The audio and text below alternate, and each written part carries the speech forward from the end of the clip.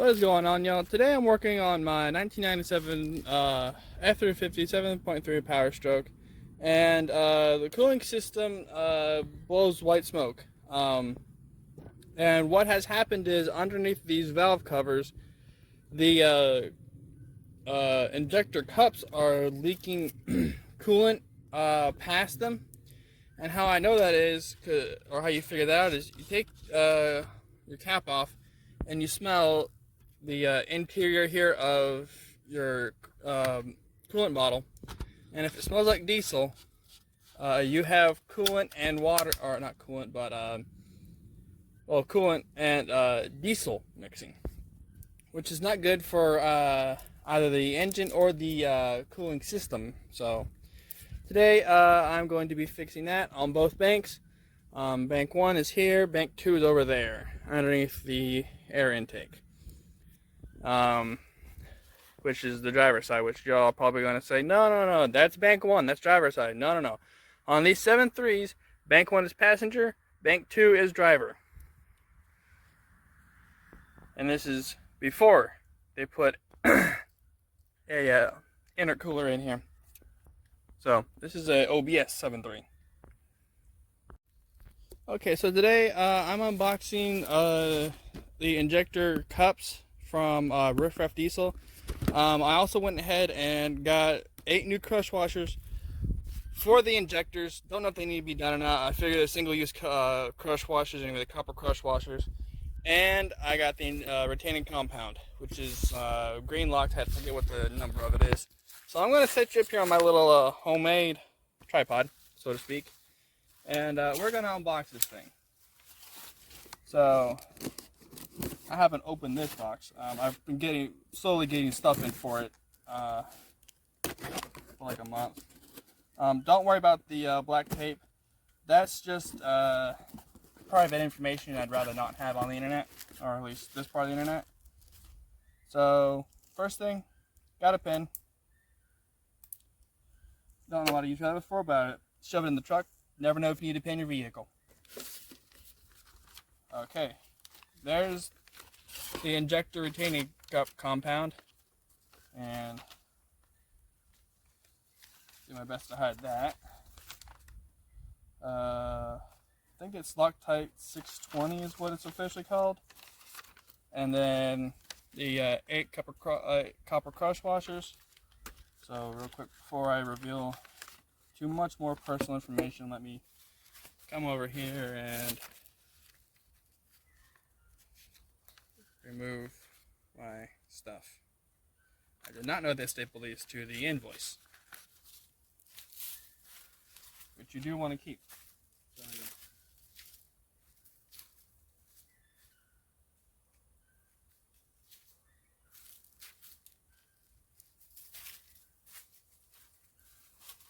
So your 8 copper, let me get around this side. So your 8 copper crush washers and your Loctite retaining compound. Don't know if that's going to be enough, but we'll see. Now this Riff Diesel sticker. Let me hold it here.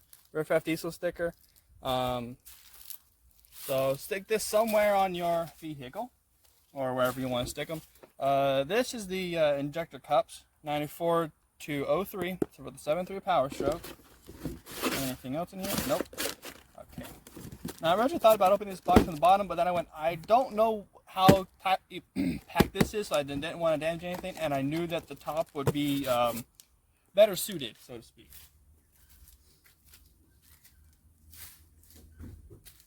So throw that box wherever you want to throw it. And now we're going to unbox these. So always have a good sharp knife on you.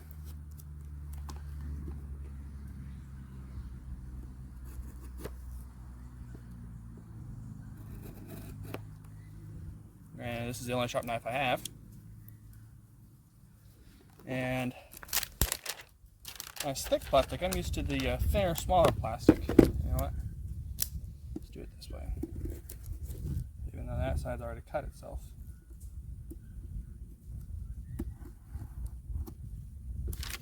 There we go. Just like that. Now, I picked these specifically because, there we go, open that up. They are thicker, because the ones I have in there are the stock brass ones as far as I can tell. As far as I know, just about everything on this engine is original. But these are thicker than the stock brass ones. They're also made out of stainless steel, so they're going to last a lot longer. And they will dissipate heat from the injectors better, simply because I don't think brass has that good thermal conductivity. I think steel is better. That's personal opinion. If you know otherwise, let me know in the comments. But the brass ones have a tendency to crack somewhere along here, and that's how they get water and coolant going past. You want to load up pen. Another good use for a pen. You want to load up this whole surface all the way around, and this whole, these two flat spots here, at the very top and at the very bottom. You want to load those up with this injector compound, and this is what retains it in the cylinder. Now, another good use of this airbag stuff is something like that. You can just stick it on there like that, and it gives you like a little baggie to hold things down with. Get in there. I'm gonna set those over there. And so, what you use, and I got the real cheap $50 Amazon version of this because I don't have the money to spend to either rent or purchase the one from Riff Raff. So I got the real cheap one. This is your remover tool. These threads here cut into the old one, and then these flats sit between your rocker arms, and then you twist this nut down, or twist this top one to screw it in, and then the bottom one, I'm holding this here only simply because of there's nothing for it to retain onto. But then you grab this bottom nut here and you pull it up, and it pulls that injector cup up with it. And then to install it, you have to hammer it in kind. So I'm going to grab one of the new cups here, and it goes on about like that. I think the Riff Raff one is deeper and actually fits down into this full hole here. This one just does this top piece here. Close that, keep stuff out of it. And this is what you're going to use to put them in. You hammer on top of it here. That's the $50 Amazon special, and not the several $100 Riff Raff special. Now, granted, I would like to use a tool, but again, I can't afford their tool, so I went into Amazon and got another one. Hopefully, this is the last time I have to do this job if I do it right. So there is that.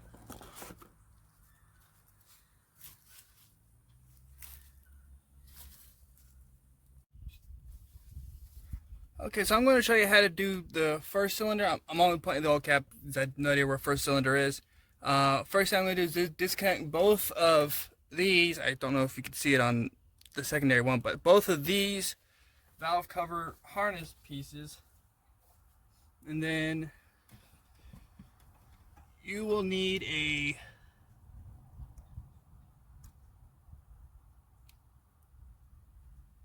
$13mm for all of these perimeter bolts.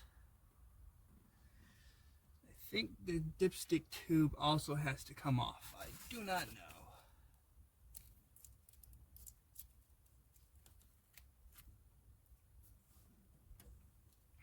So let's start off with trying to get these off.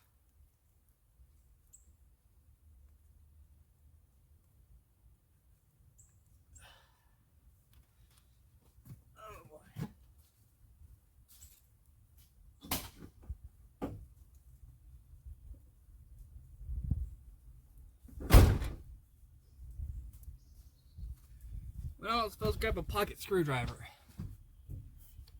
I'm not going to open up that.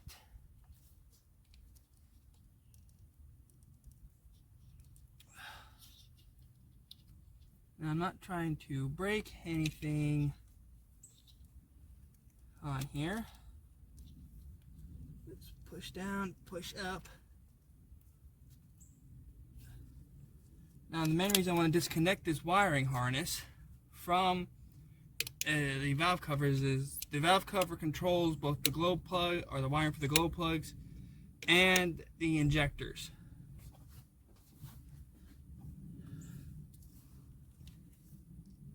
So let's push down. These things are covered in just oil and grease from oil, especially this, like from oil changes. That side doesn't look as bad. There it goes. We got side one. Oil, I guarantee you, all this oil right here is from an oil change that someone just spilled some and it got into here.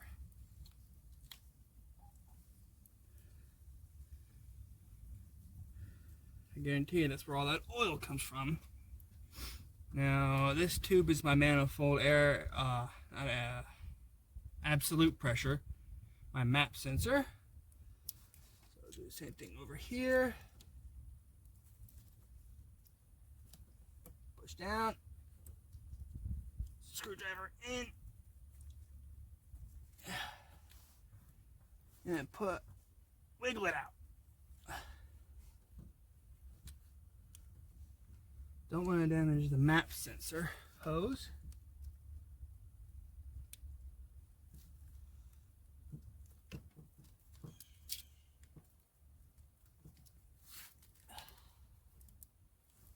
Don't know why they did it there, or I put the sensor there and put this hose, but okay.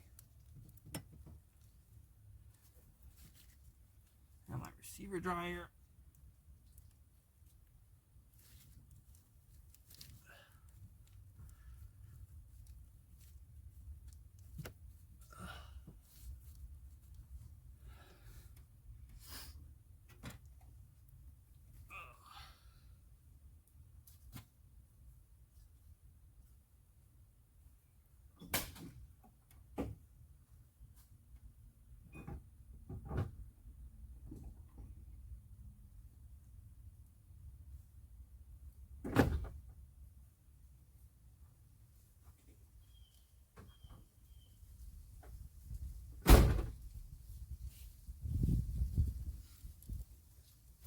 Now, when your smaller pocket screwdriver is not getting the job done, go get your bigger one.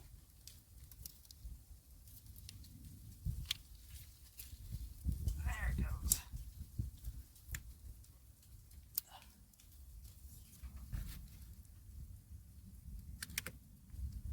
And be careful to not stab yourself.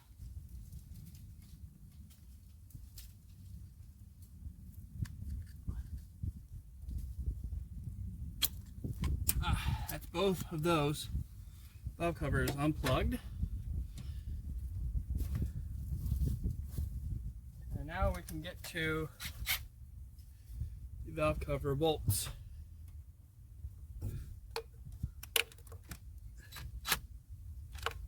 And let me get a shorter extension on this.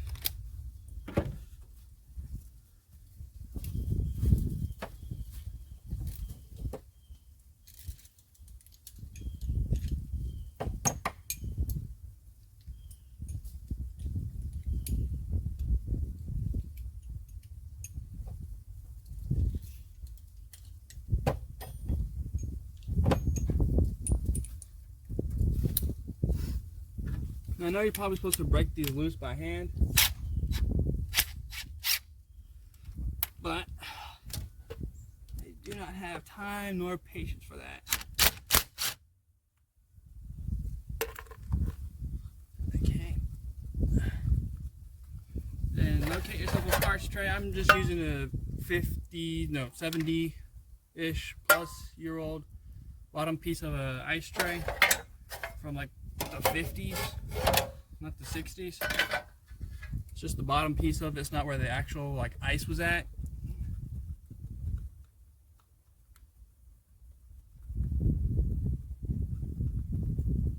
So take that and dump it.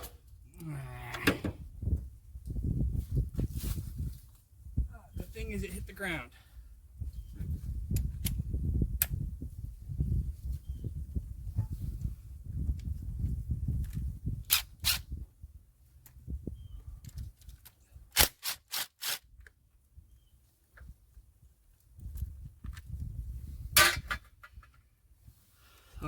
I'm gonna get all these top ones off.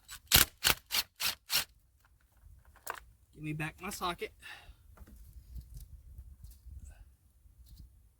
And then I'm gonna have to switch to hand tools anyway.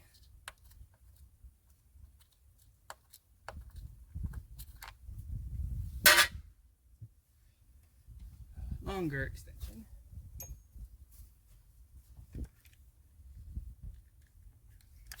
Oh, now you don't want to come off.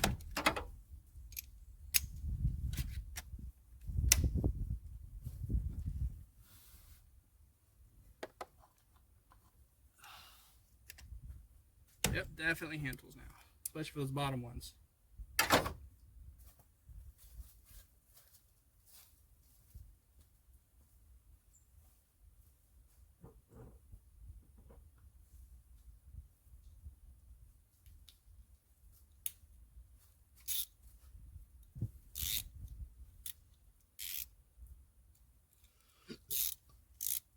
Okay, start off with this one here. Then I need a short extension.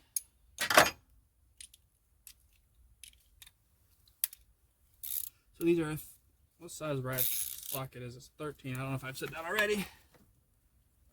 Don't know what you go to.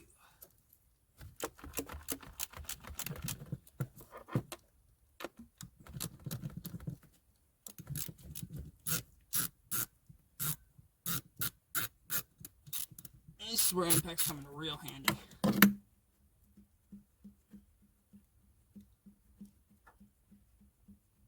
So I'm going to do this one valve cover at a time, or one bank at a time, I should say. And then sneaking this one here past the AC line here, down here.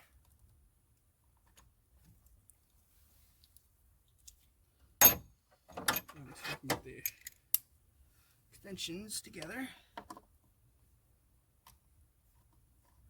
Using like a screwdriver. And surprisingly, I am not left-handed, but working out pretty good for left-handed, not being left-handed, I should say.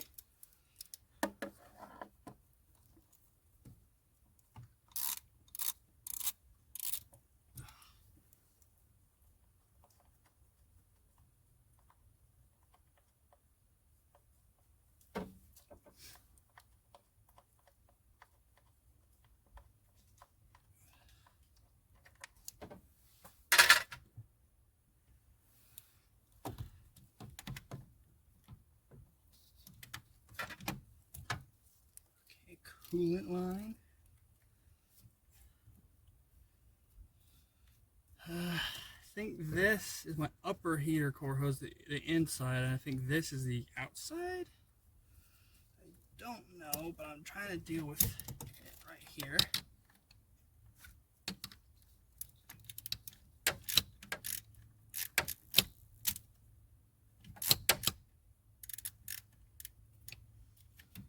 Okay, I'm acting in the right good spot for the impact.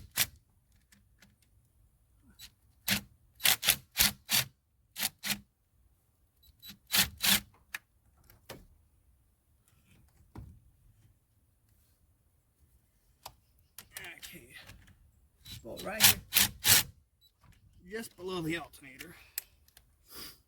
Okay, now I'm going to do that. So what I'm going to do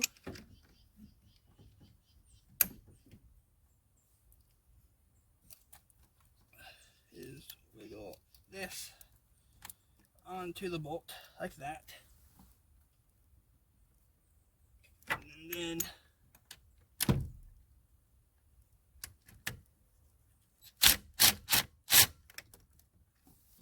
try not to strip the bolt. Let me double up on my short extensions. Oh,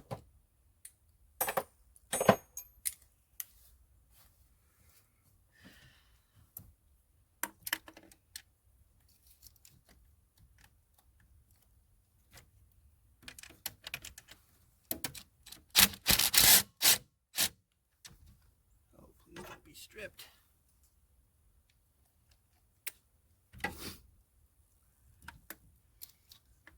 Push that to the side.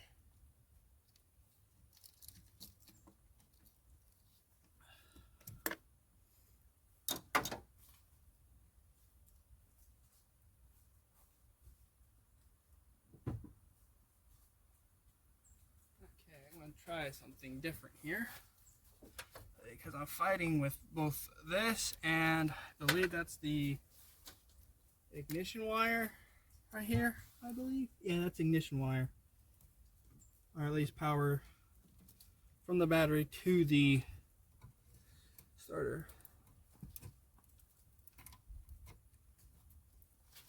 So you can go up and over like that, and I can push you down like that, and then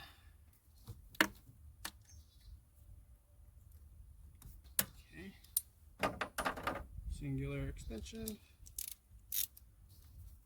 Push that to the side like that. Okay. Come on. Why are you tight? Slipped off.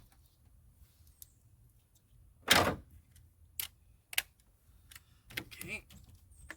Let's see if I can sneak this impact in.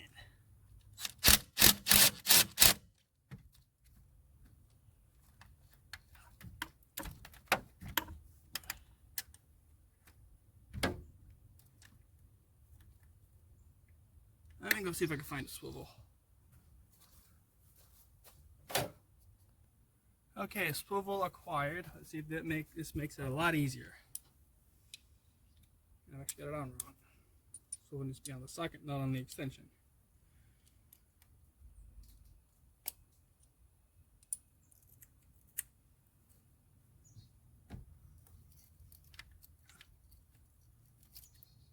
Okay.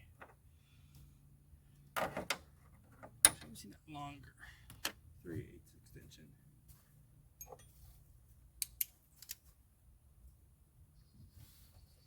Yeah.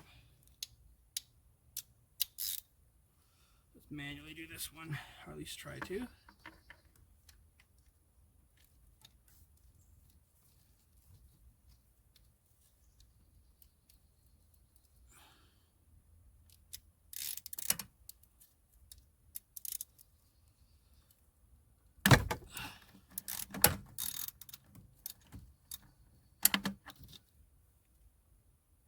The real question is, did it break loose or not?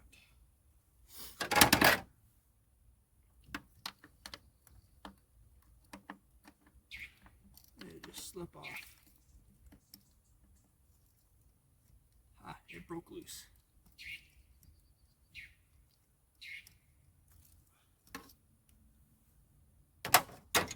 I win bolt.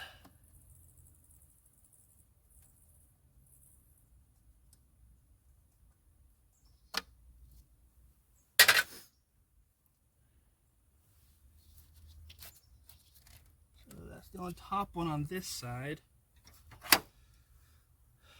Okay, now let's go for this one here, right next to this AC line.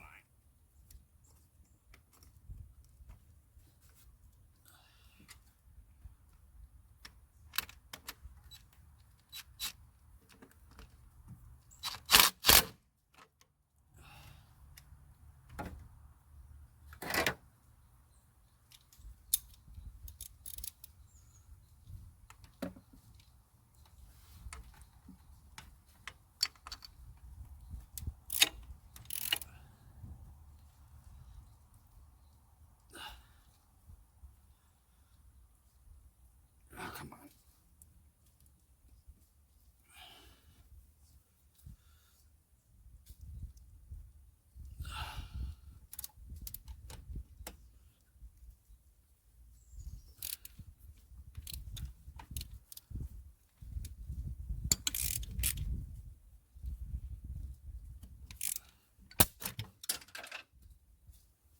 That was hot.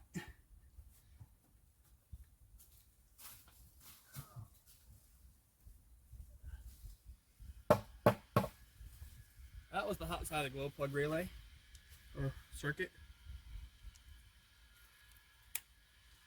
Did not mean to touch that.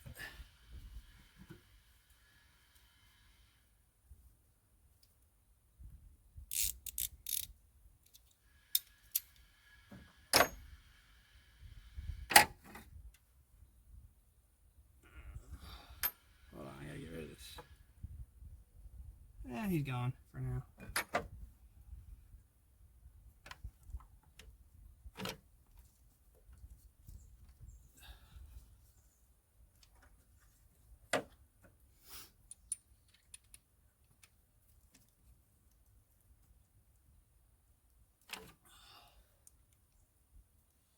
Get on there.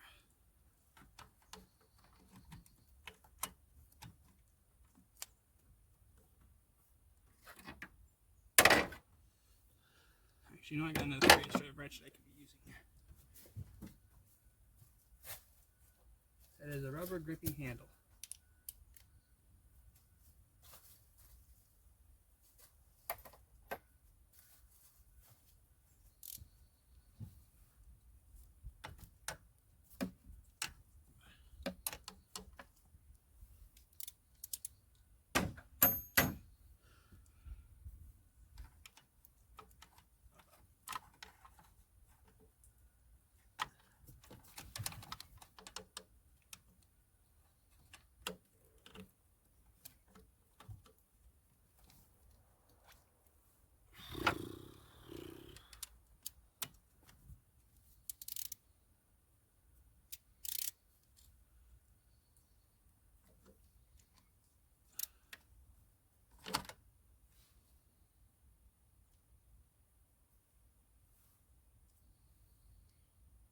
Problem is, it's this bend right here in this AC line.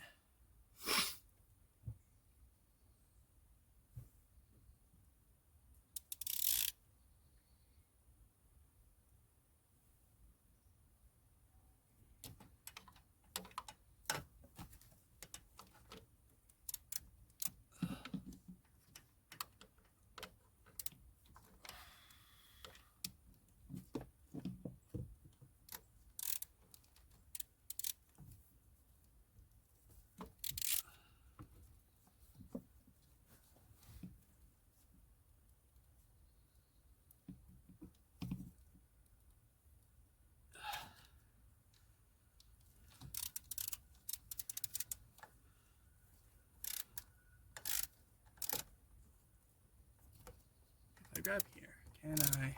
Yes, I can. So if I do that, grab my really long 3/8 extension, and then put this on.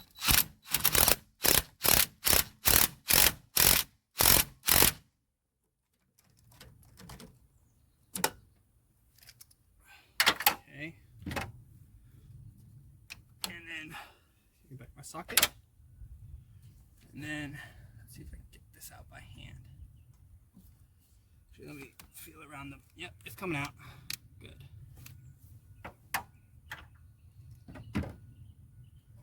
Okay, since I don't want to lose this bolt, I'm going to grab a piece of tissue.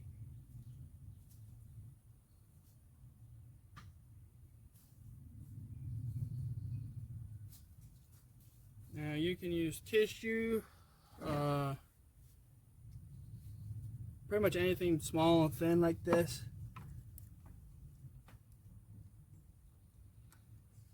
To act as a spacer to grip onto the bolt.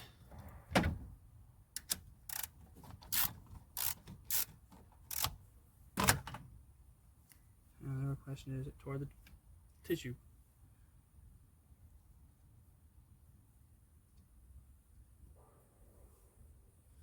Okay, don't use tissue, something a little thicker. Or a lot thicker, I should say. As I fight this back onto this bolt. I can't get in here and turn it by hand. It's just too tight.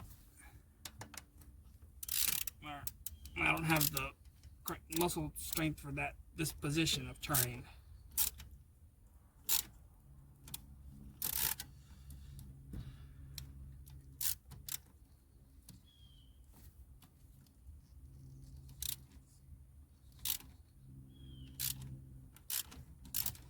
There it goes. Okay, slide that back past there.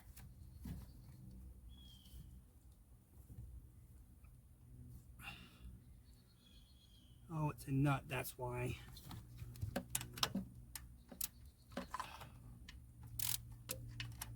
Okay, slide that in. Come on, slide it in. Get in there.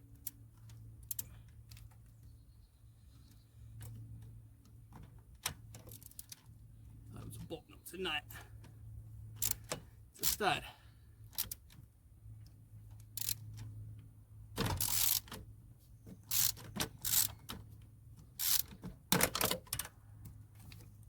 That's why it's being such a pain.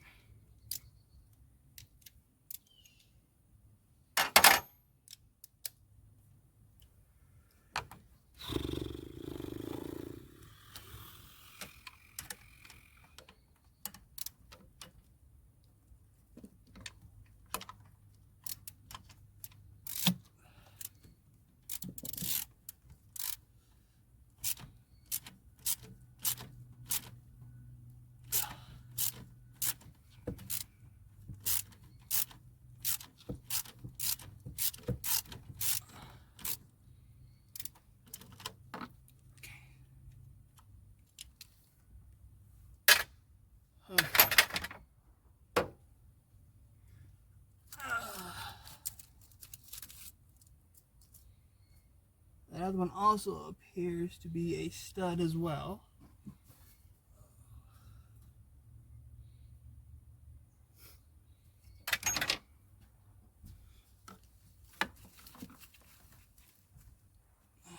Oh, there. Stud there. And this is just a singular bolt there. What I want is the one here. Single extension. Stay. Okay. Oh, yeah, we're on there. Okay.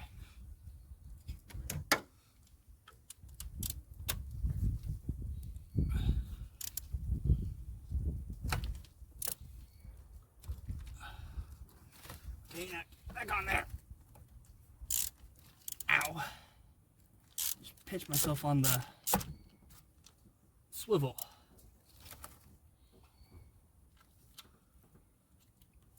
Okay, let's see if I can do it with this.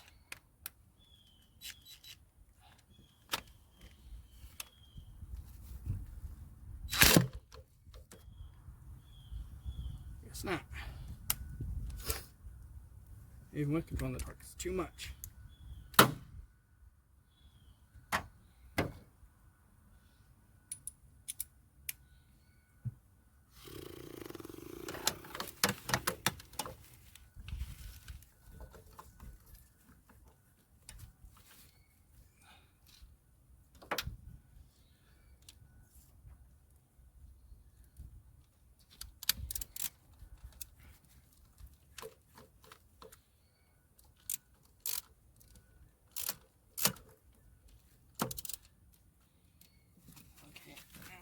Stay on there.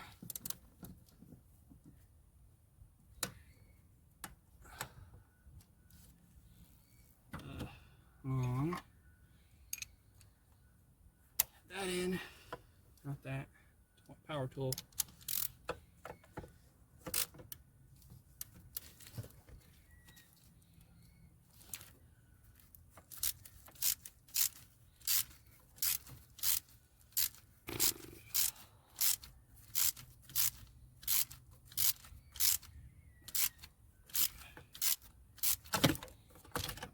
I know it's coming out. Let's see it.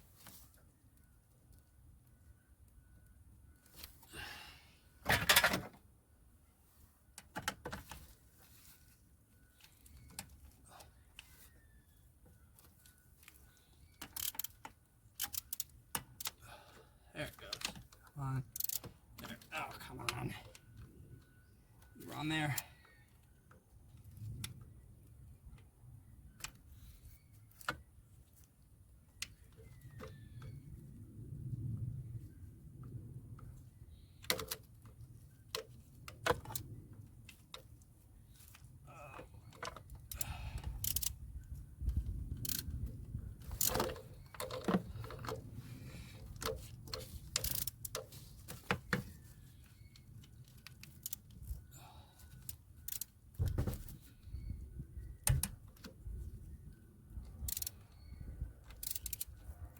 slowly.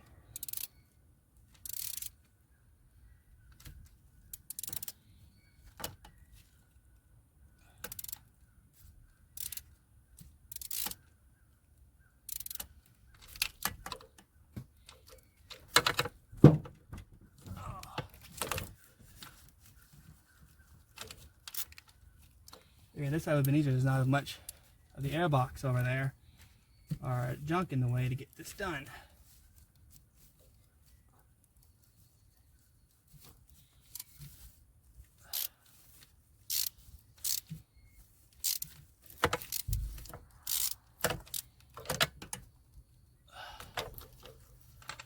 Come on now, get in there.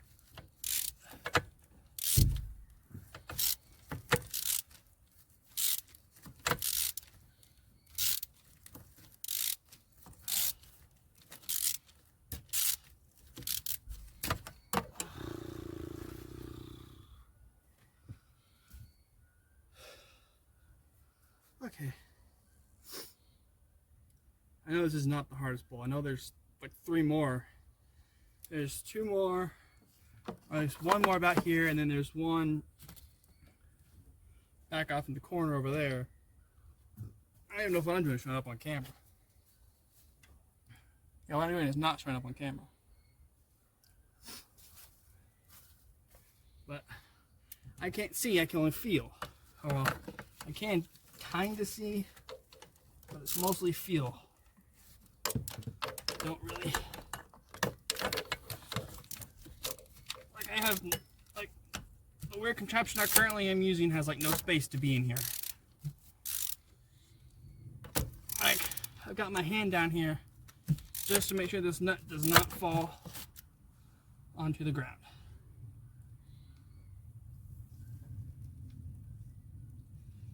Okay, come on. You're almost off. Thank you. Got it. Finishing up my finger. That's what I'm getting. This one and this one. These two. They go for the dipstick retention piece there.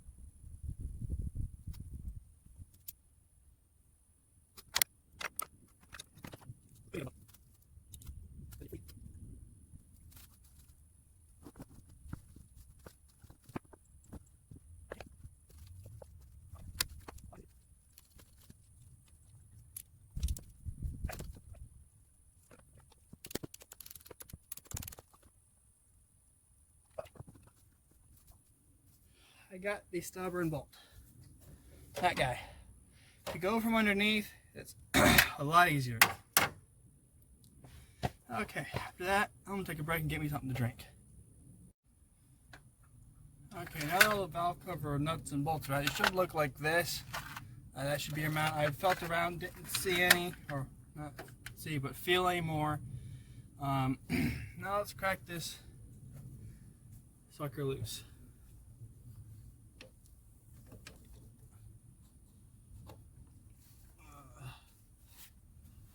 Let me feel the dipstick here real quick. Let me see.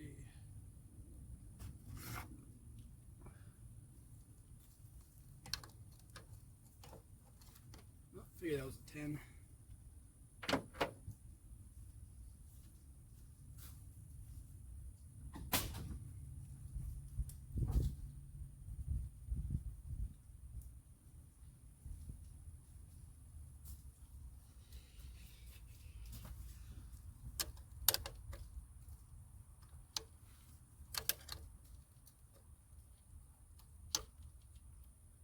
$10 on this bolt here. I'm going to try to remove it, see if it'll make it easier to. Yeah,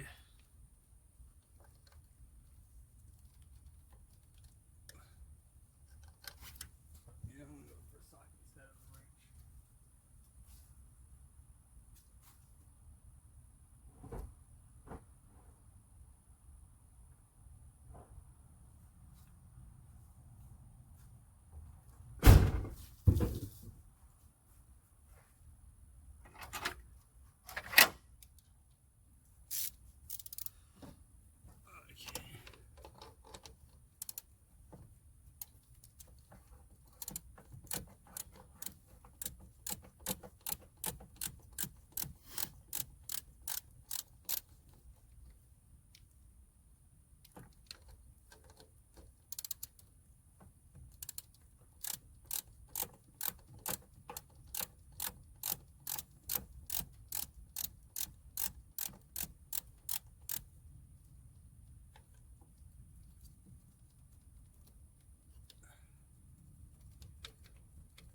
There it goes.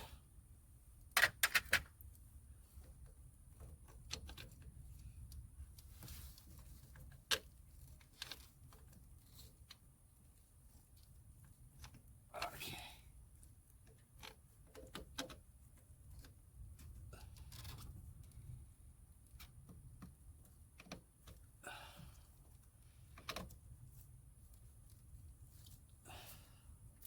So I'm going to loosen this bolt here up as much as you want, but don't remove it, because that's what keeps the dipstick in tune, so to speak, so it can slide up.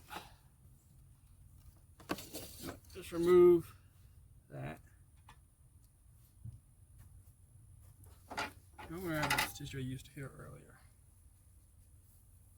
Just give it a wipe. I'm gonna set it down somewhere. I'll remember.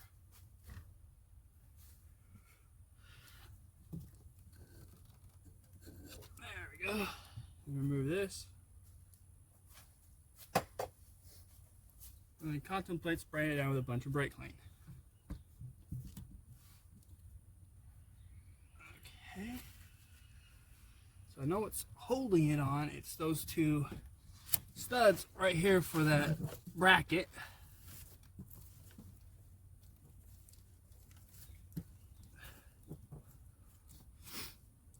Unless there is a bolt I missed somehow. There is one right back there. I thought there was one right back there.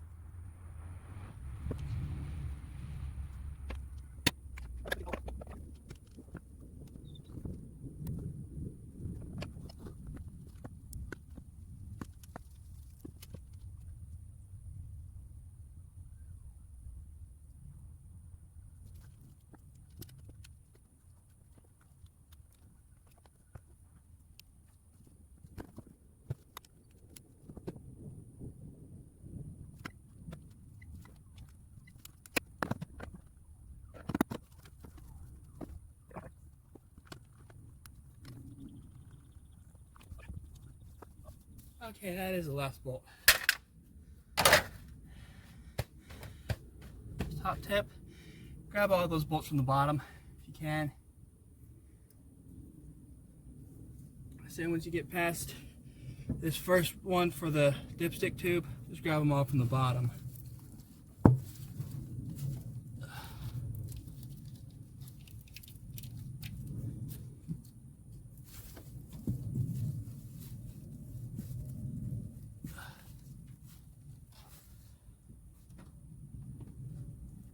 So to not damage the valve cover, or minimally damage the valve cover,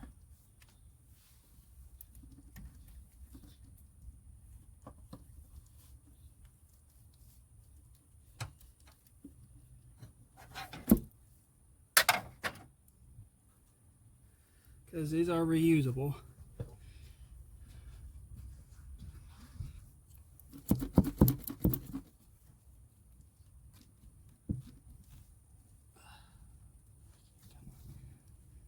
Why is this thing glued to the bottom?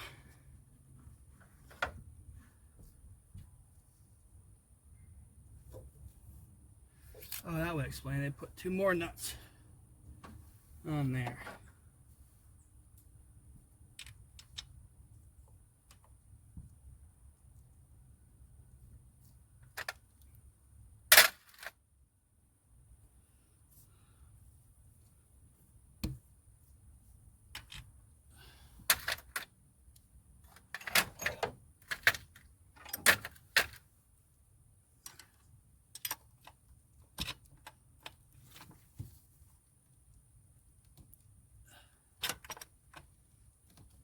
I put 2 more nuts on this,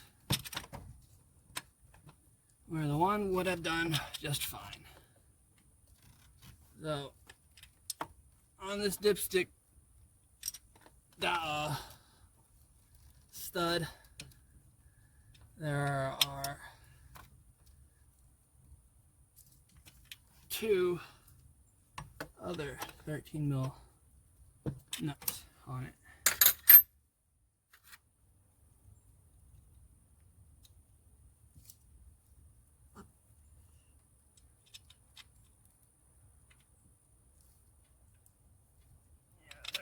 Regular's not gonna fit there.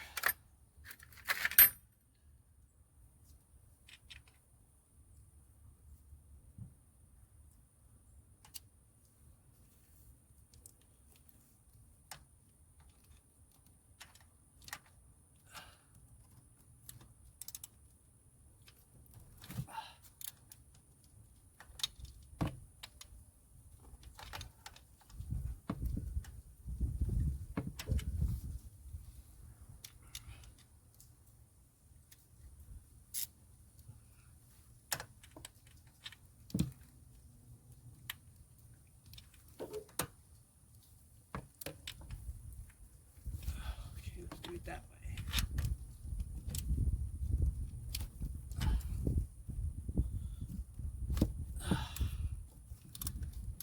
And I'm not going to lose on this.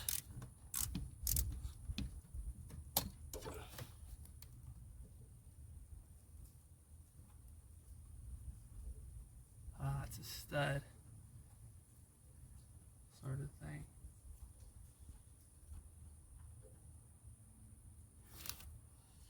One side's a bolt and one side's a stud.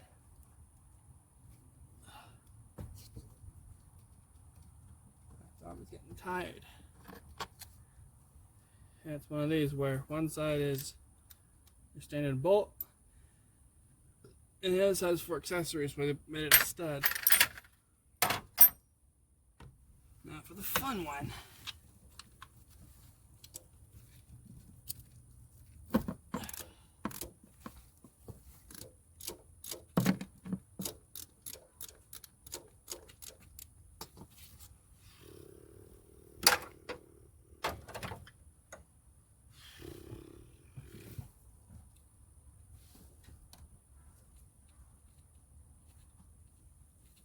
And I just did it for this dipstick, for the dipstick on this side over here.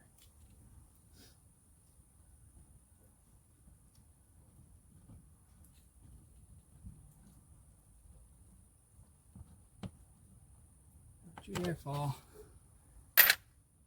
Okay. And now we lift up the valve cover.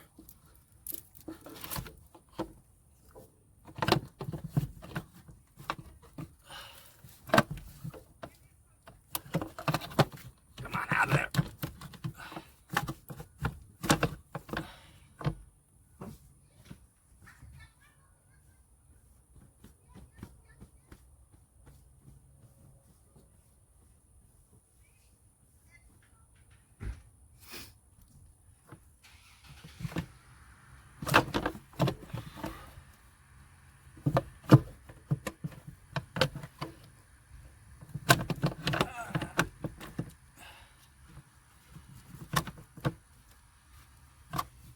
Come on. The map sensor. That one's connect that.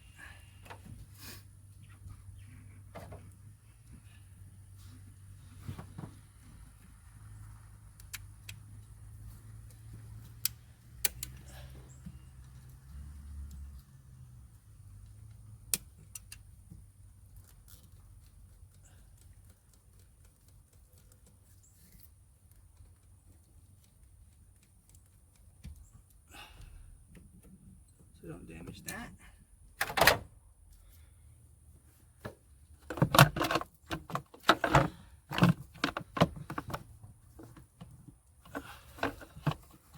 What are you hanging on to? Besides the evap core. There it goes.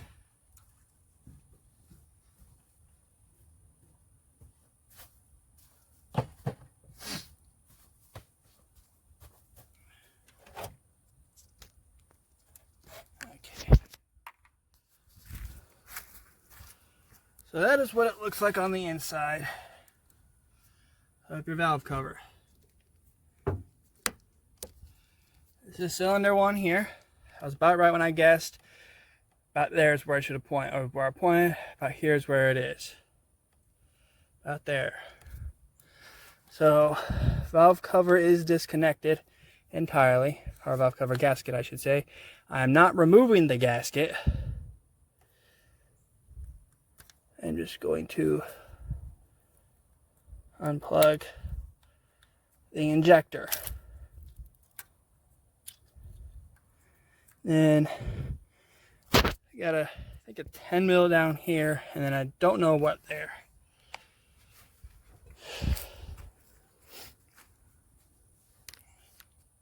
I'll put y'all back there. And real quick, let me use my 10 mil. Here's my 10 mil.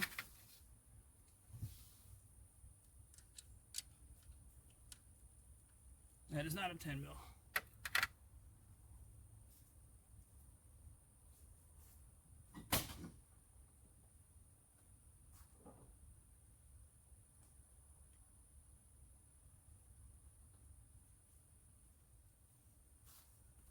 So the top bolt is an Allen key. I got a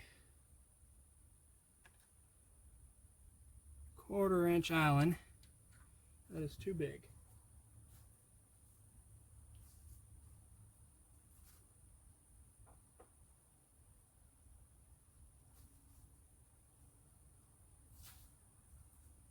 Let's try a 3/16.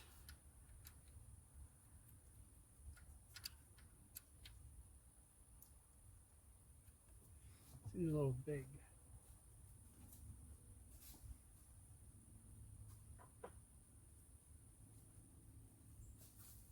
.32, which is my next size up. It's too big.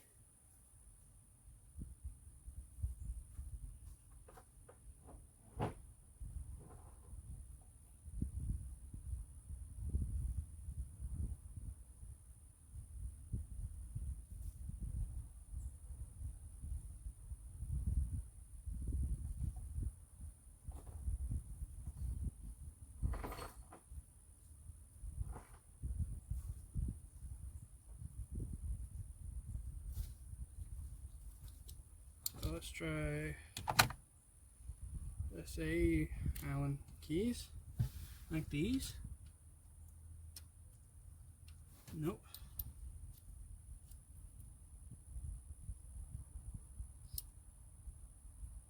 Looks like it says a 3/16, and we have a winner. So we don't want to use a 3/16. Let's try 4.5. In metric. 4.5 is a little small. Swap the 5, put the 4.5 in.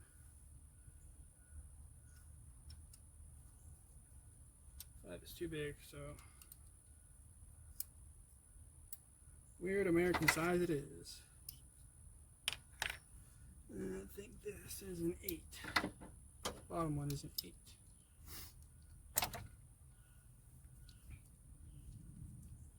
Bingo! It's an 8 mil.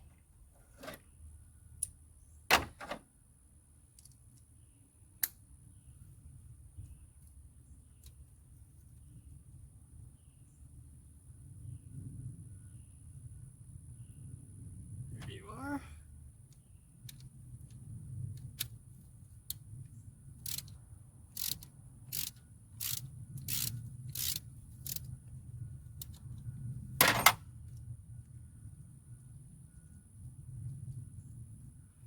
See, that's how I do not wish to lose this bolt. This is where your multiple quartz trays come in handy. Just like I said, one for the valve cover. Now I'm only going to do these one injector at a time.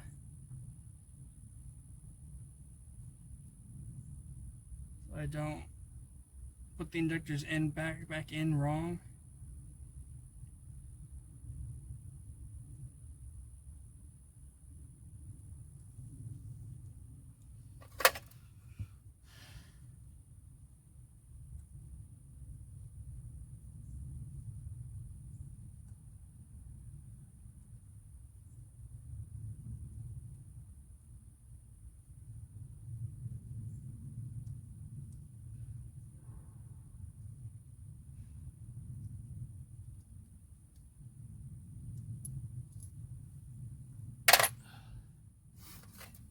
And that is one long bolt.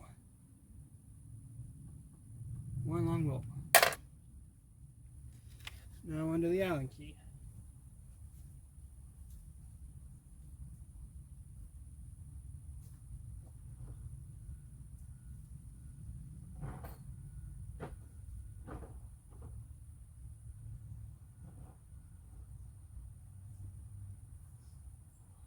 So I do have this 3/16, but it does not feel like it fits right.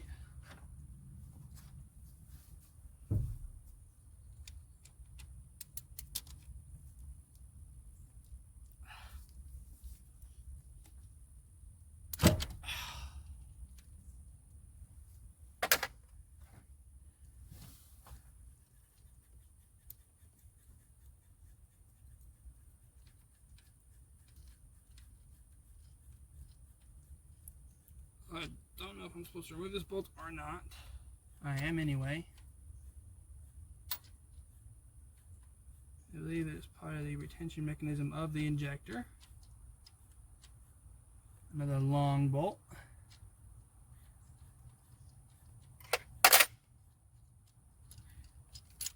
No. Yeah, that is part of the retention mechanism. Goes in like that. Bolt. And then take a pry bar or a really big screwdriver and just kind of like work the injector up and out, because this thing is in there very, very, very tight.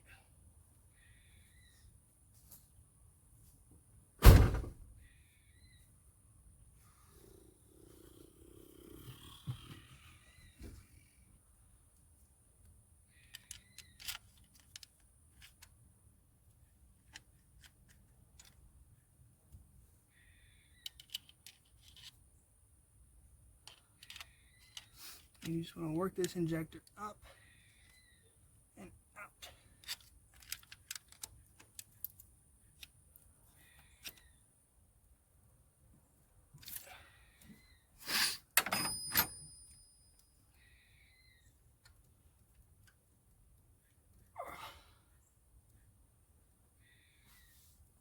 It does not help that it's covered in oil.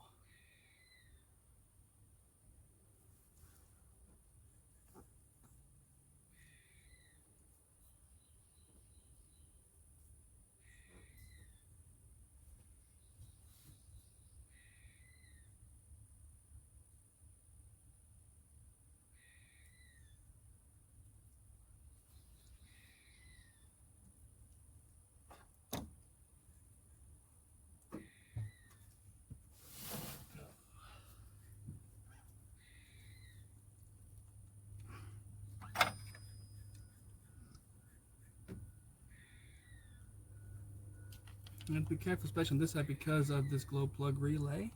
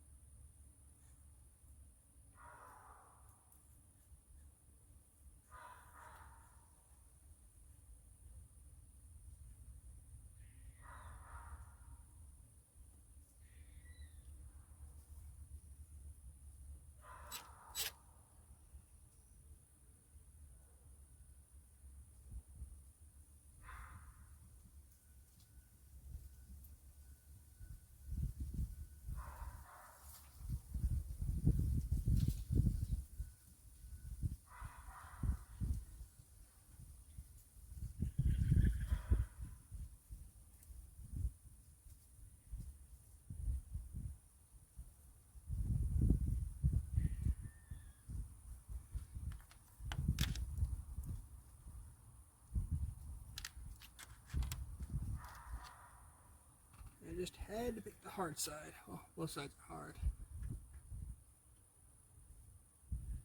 To be fair, I don't want to mess with these rockers. I know that for sure.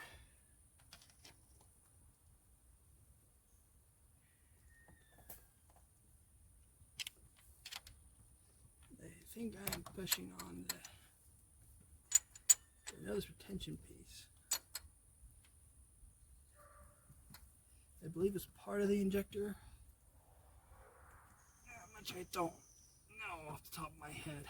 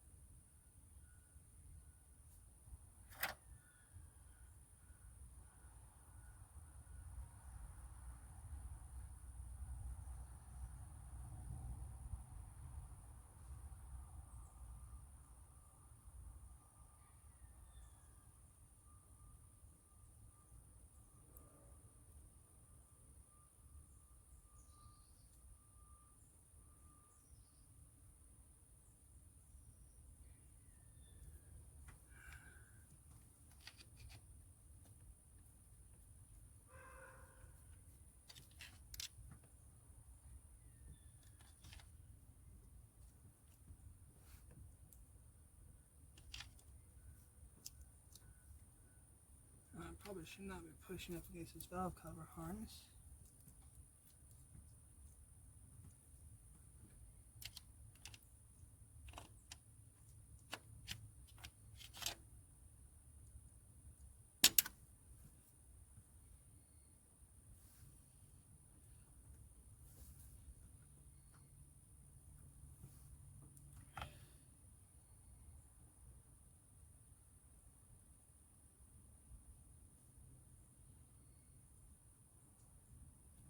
So, to prevent that, I have to unplug all of these injectors and remove the valve cover itself. I know the glow plugs are in there, are included in this harness.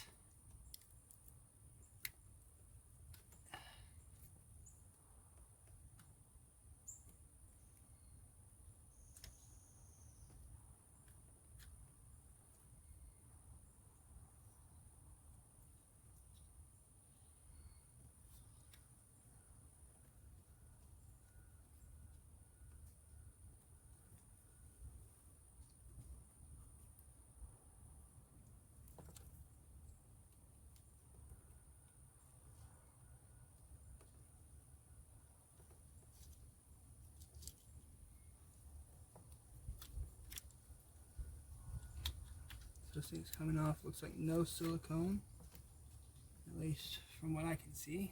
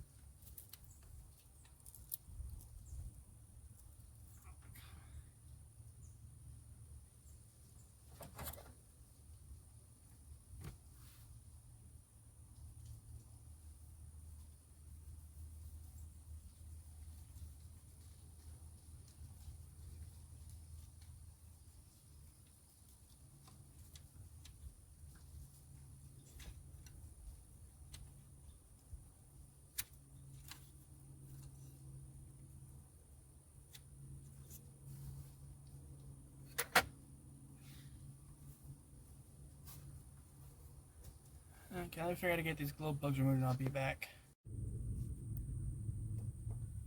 Okay, so after a little digging online, I'm doing pretty much everything correct.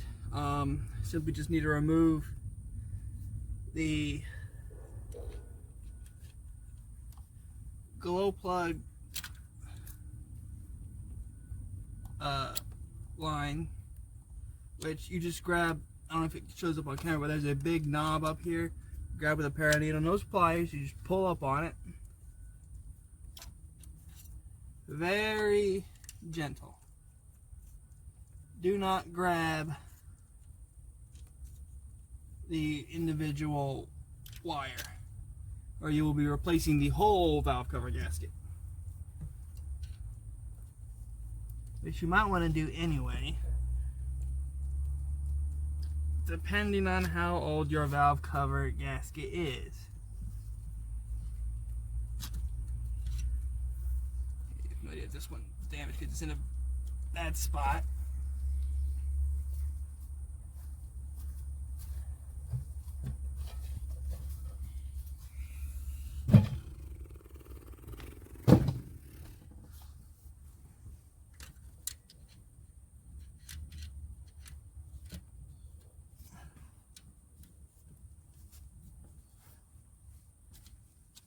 Goes. Now that I have all of those off for the glow plug, I can gently lift this up and out of here like that. Now I will be taking a rag, paper towel, and Let's show it some oil.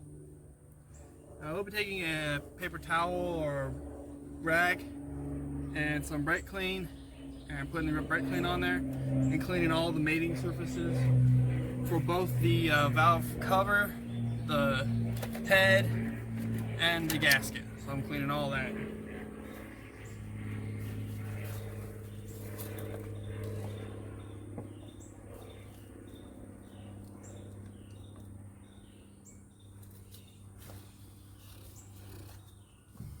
Okay, and now I can pry against this.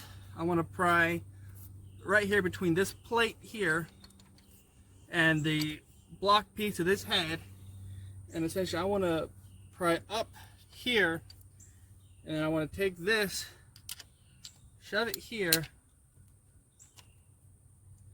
and then if I have clearance,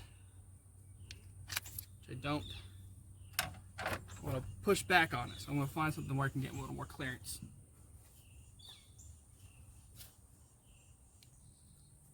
Now I did find this pry bar here. You want something with a bit of a swoop to it. I don't know how this one's going to work.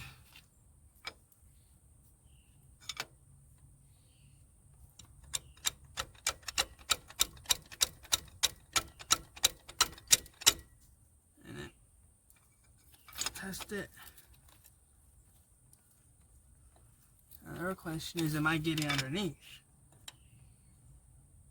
And to that, I'd say no. This is too thick.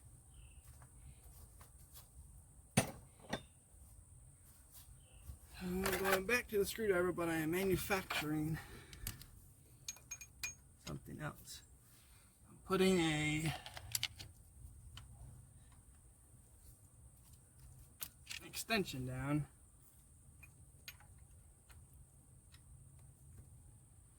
Hopefully gain me some leverage.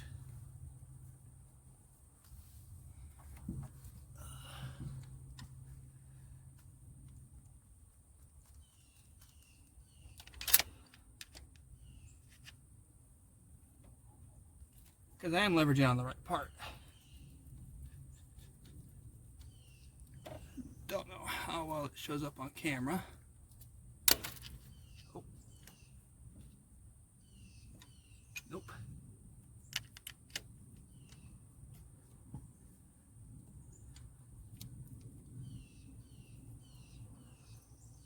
That injector's moving quite a bit.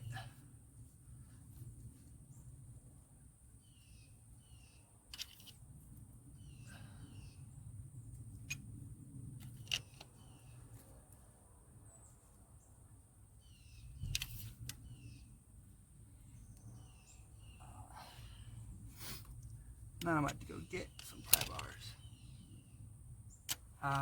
That might be my problem. The top bolt there on the injector, I forgot to remove that.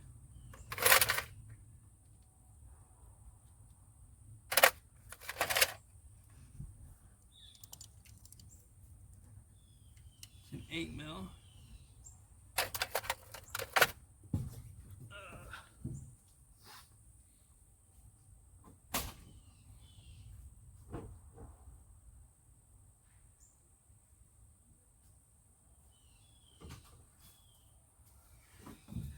8mm. Remove that.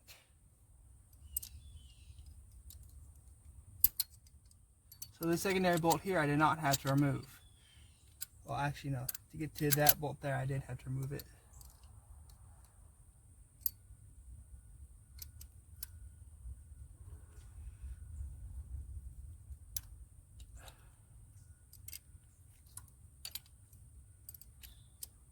So it might help if you remove all your bolts.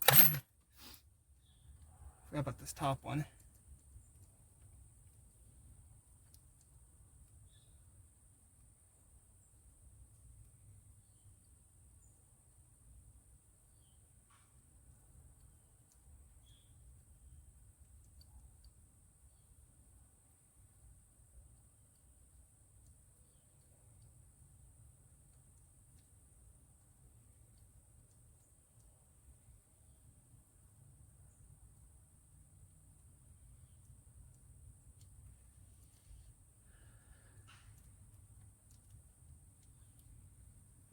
will say one thing about these engines is no IQA code, so if you get them mixed up, there's only one injector you got to worry about, and that's your long lead, if you happen to have one on cylinder number 8.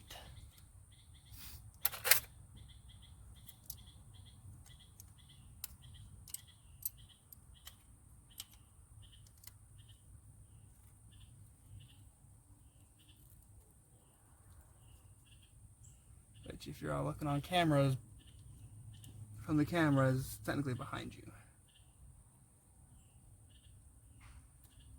This number 1 is right here where I'm working.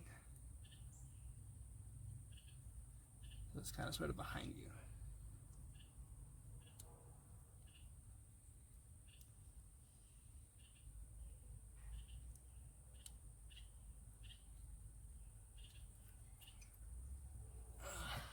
Okay, get it partially out.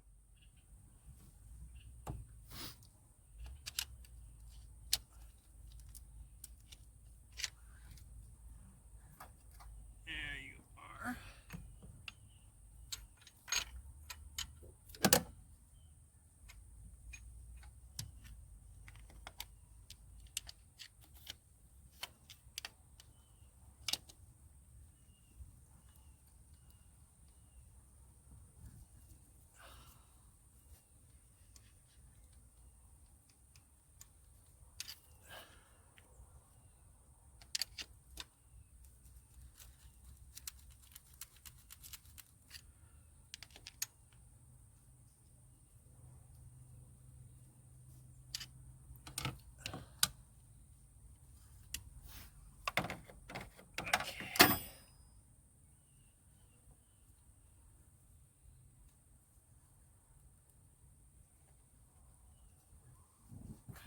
Am I just not strong enough then?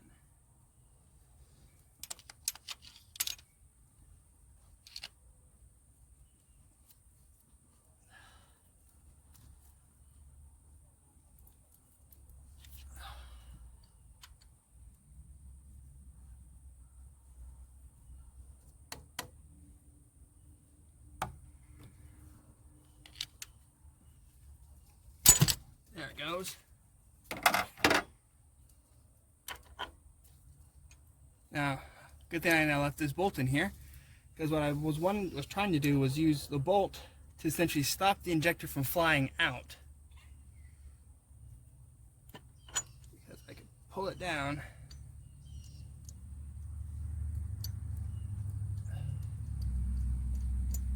And then this retention bolt, move that away. Well, not really, but close to it.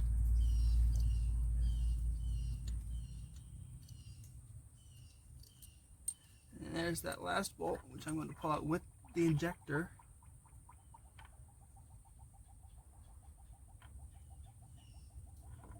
Okay, I'm going to set that down real quick.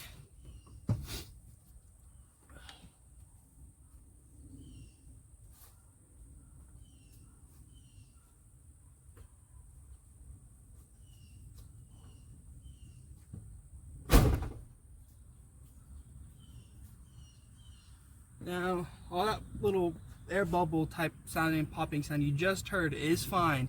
What that is a mixture of fuel and oil from the injector, because these use high pressure oil. I don't know how well it's picking it up over the nature sounds, but there is fuel and oil being shoved down in there. I don't see a copper crush washer on this, but this is what a 7.3 Power Stroke injector looks like.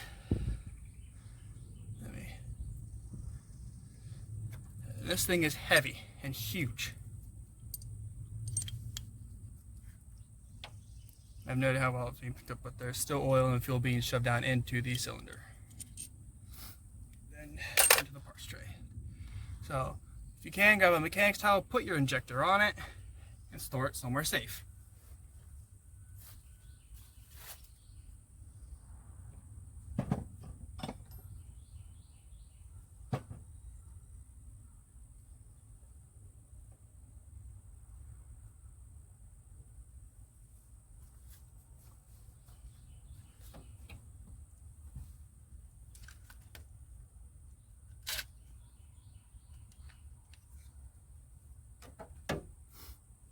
I'm gonna find me a good flashlight real quick. I'll be right back. Okay, I returned with a flashlight, a real good one. And let me bring y'all on around.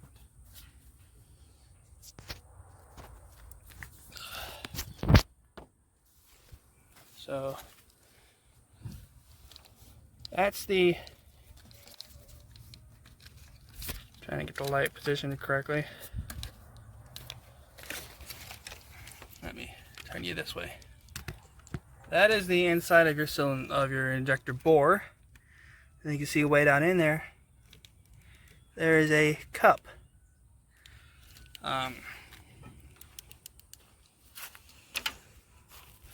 Now, I made a little makeshift table out of sawhorse, a couple sawhorses and a piece of wood.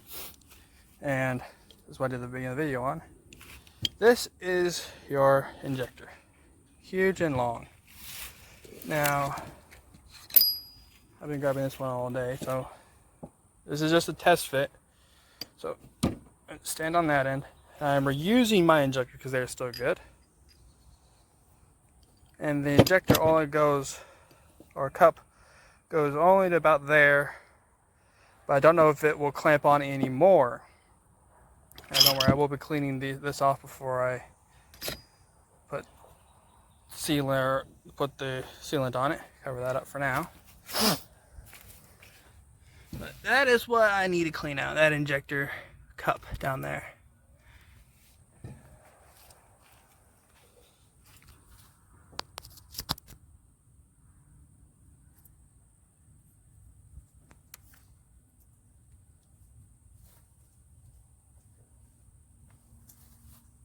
And by clean up, I mean put my tool in. So slide this in, slide that down,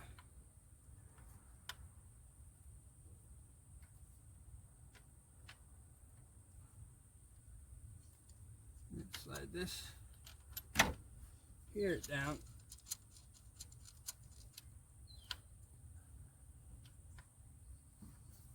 and then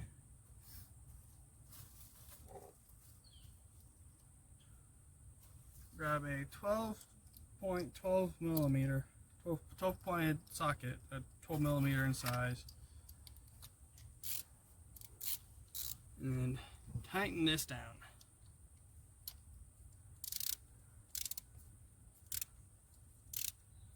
I sincerely hope I am cutting into the cup.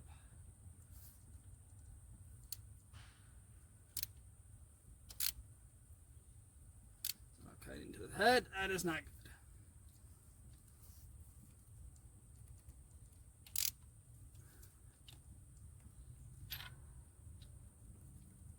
Okay, and then just to make sure it doesn't spin, I want to shove that down like that.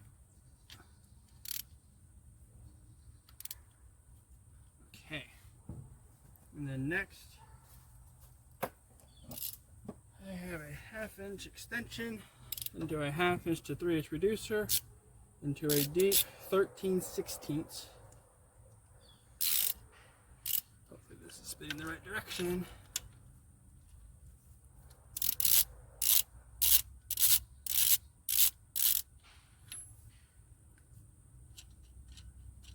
No, it is not. You need to spin it the other way.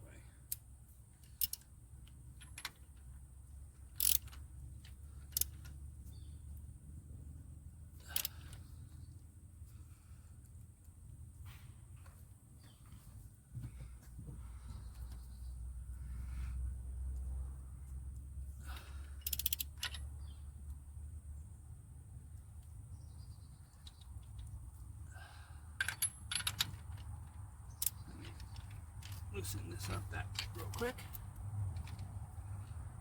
Shove that down there. Like that.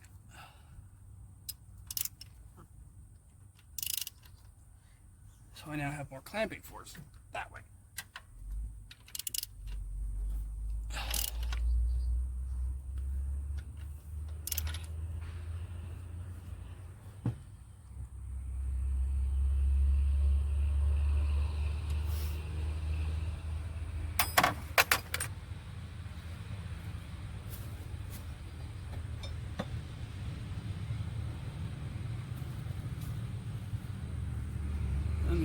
Just a 1/4 inch wrench here real quick. It's actually dangerous side because of hot.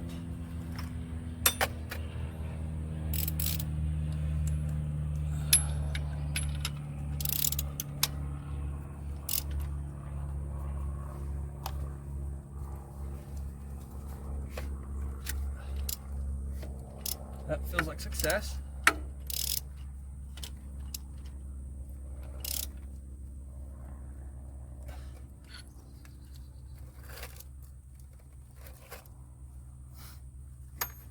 Let me move parts trays over, some other stuff over so I don't knock them over.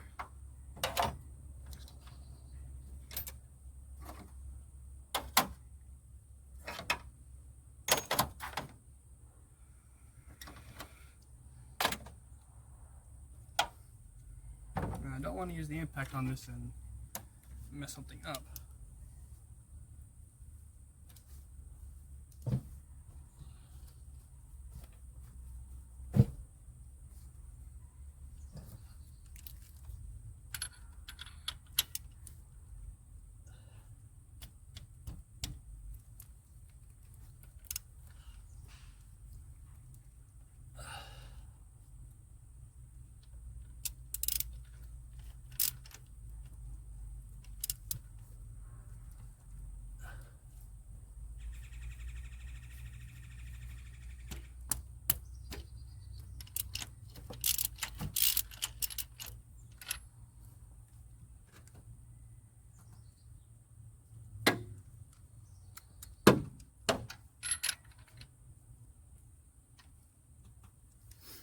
Tells me that the socket is not just grabbing onto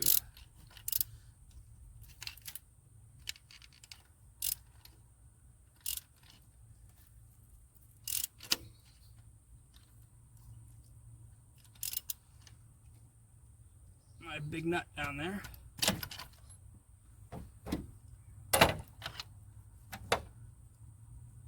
And there's a little bit of brass on there.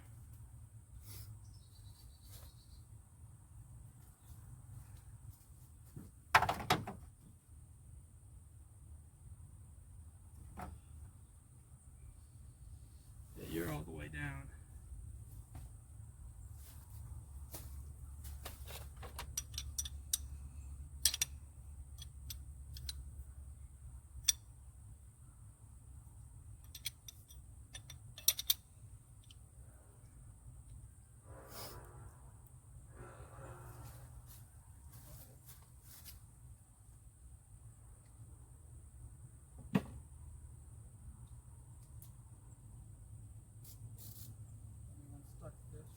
Because my big nut is all the way down.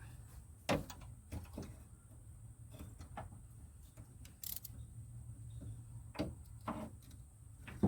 hope I'm turning in the right direction.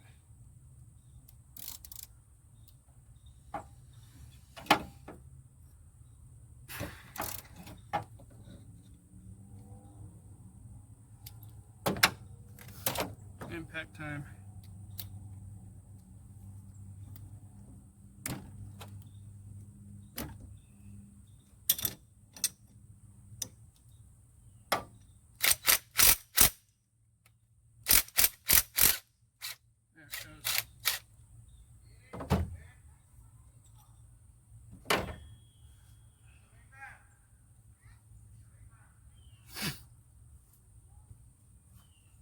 So I do not think that this cutter goes deep enough. Let me check this. I think that also just grabs the top piece too.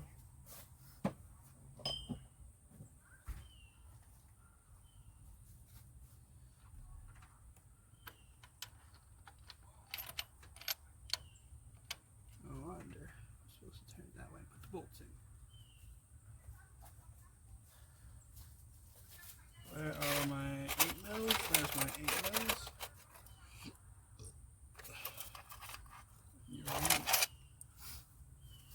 Let me put the flats towards the bolts.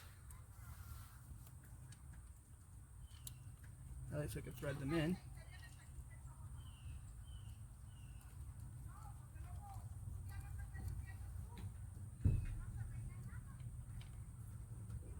today, those bolts won't clear. Okay.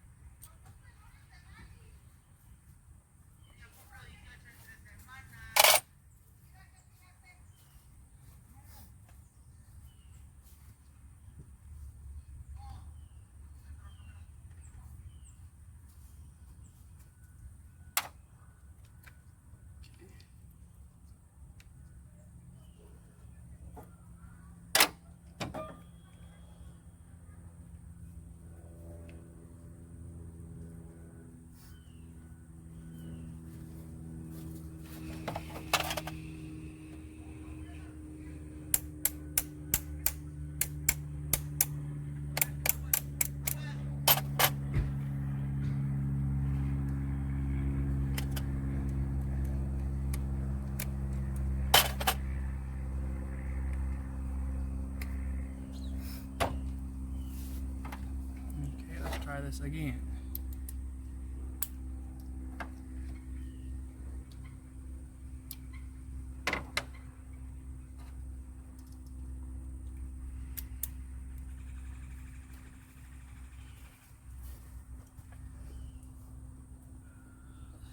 There you are.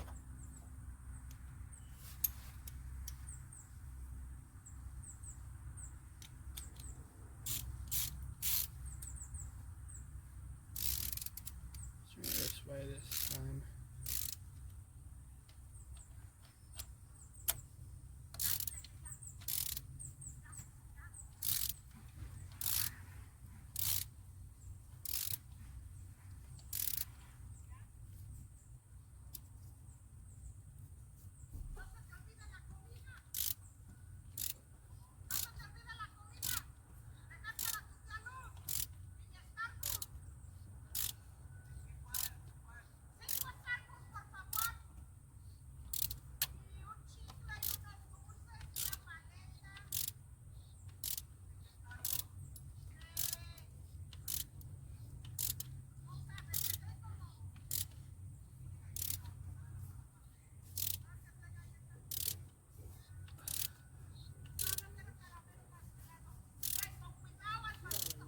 Right.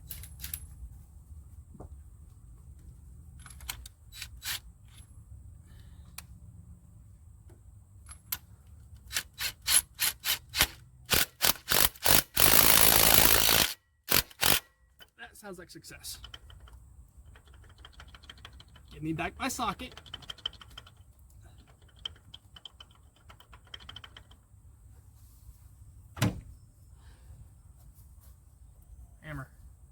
Hammer I was going to use to oh,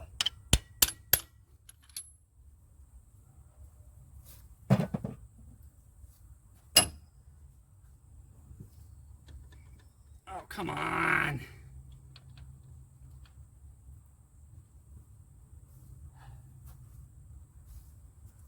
Time to pull that piece out.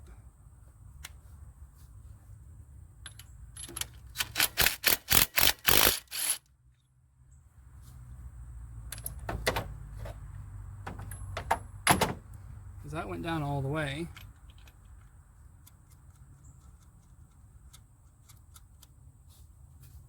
Okay, no, time to undo this.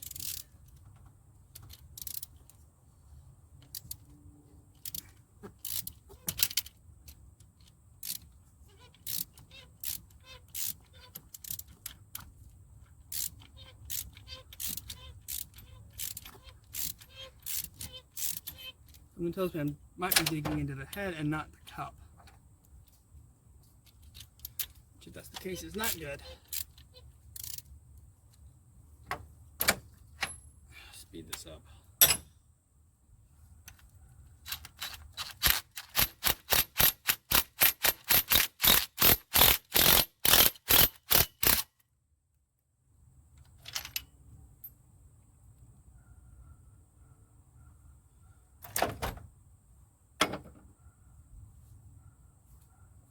Flashlight.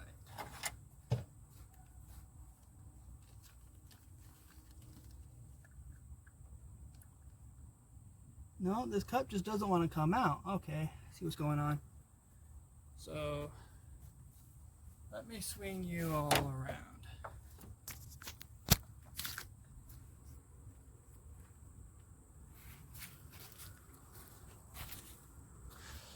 Okay. So all those shavings in there tells me I am cutting into the cup. But I do not think I am, or I think I'm running out of thread on the removal tool before I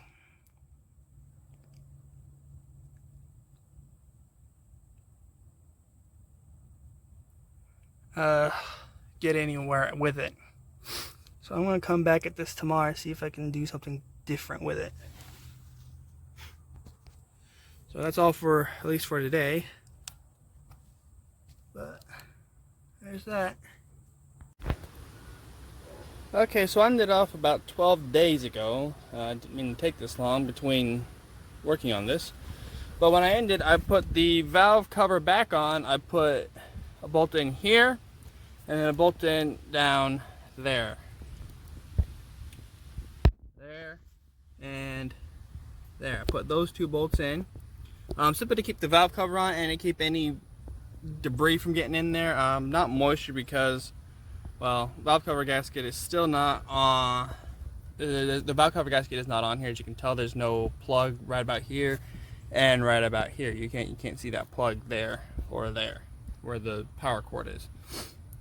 So I'm going to go ahead and pull this valve cover off and get right back to work on getting cylinder number 1 injector cup released. Hopefully I get this entire bank done today, considering all the hard part I did, which was getting the valve cover off and the valve cover off and getting the injector out was done. In that time it took off, I went out and I bought a set of pry bars. It's definitely going to be a lot better than using a big old flathead screwdriver. A lot better for trying to pull injectors out and whatnot. So I'm going to get this valve cover off and I'll be right back with you. Okay, one thing I forgot to mention and do was, let me zoom in on the hole here, is in this injector cup, you're supposed to drop, if you don't have a plug or a penny down in there to keep any debris from getting into the combustion chamber. I forgot to do that, so let's hope I didn't screw up my number 1 cylinder too much.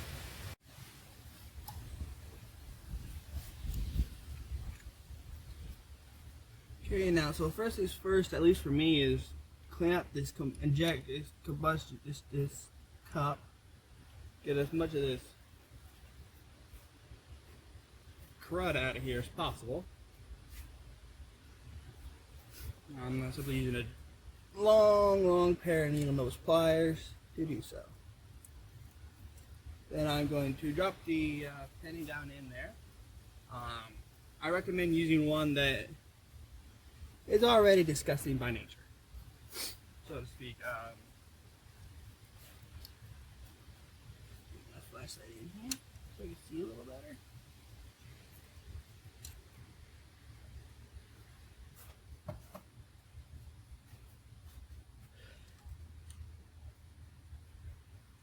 Okay, that appears to be all of the shavings I can get at right now.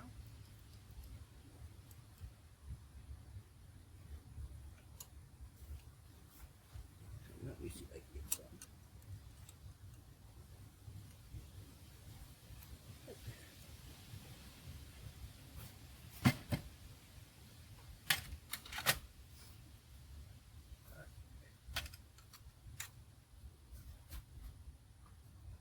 This is the penny I'm using. As you can tell, it's a bit corroded and messed up from time. So I'm going to drop that down in there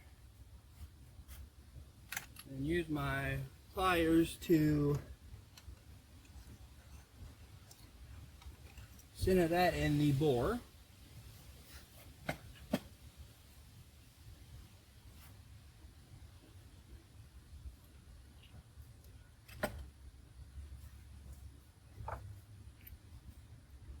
Now, one thing I did find out about, or especially about this tool, is that this threaded piece here is too long. They need to cut it probably about half.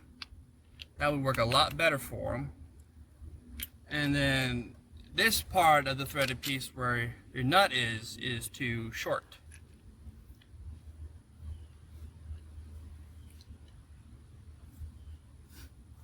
So what I'm going to do, I'm going to take this block of wood here. I don't know if I have to cut it down or not. I should have to cut it down. And by the looks of it, I do.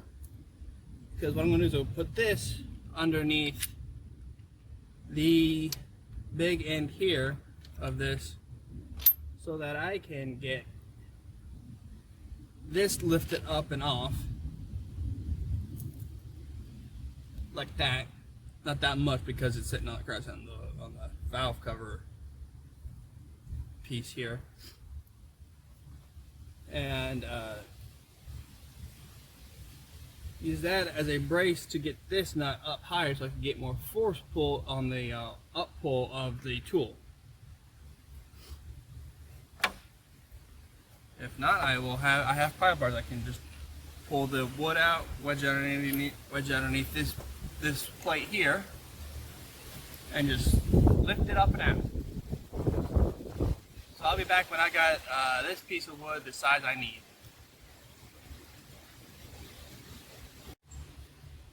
Okay, so I got both my wood pieces. The shorter one goes on the valve spring, where the valve spring goes, and the bottom, and the longer one goes up toward the top. The reason for that is because there's my removal tool. The rocker arms are narrower at the valve spring than they are up here at the top of the board, at the top of the head. I'm going to go ahead and put this in here and then insert, if I can, my bottom one like that, and insert the top one there.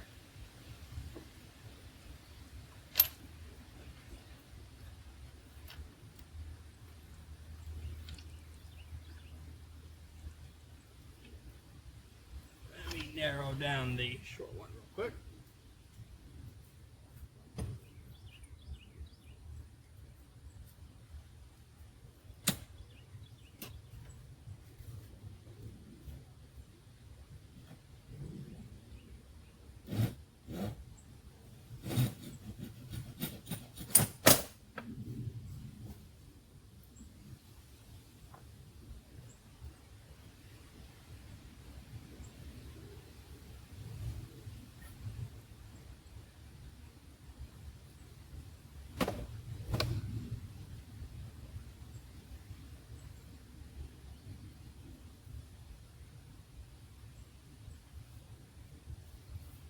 Because I had to cut that block I had shown earlier into 3 pieces to get the long and the short.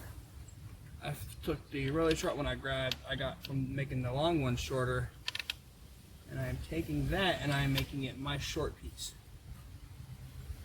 So I want it to go in this way.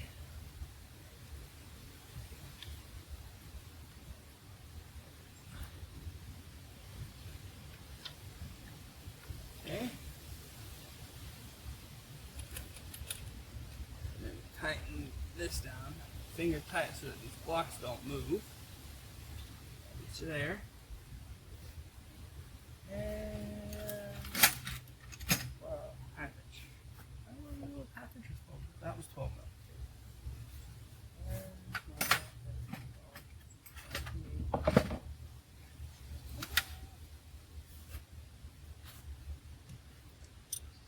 That was a half.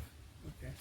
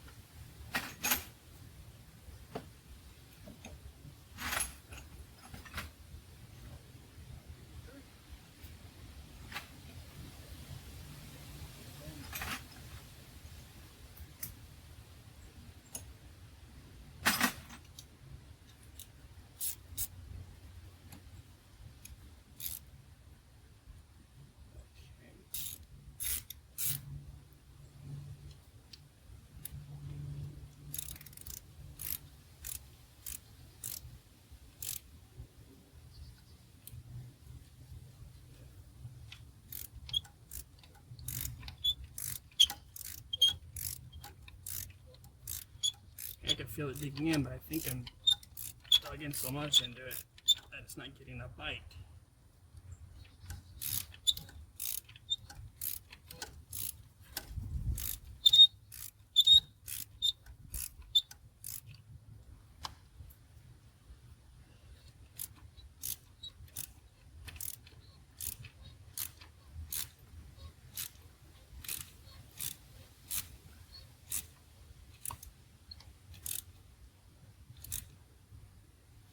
There it goes. Now it's biting. To the cup.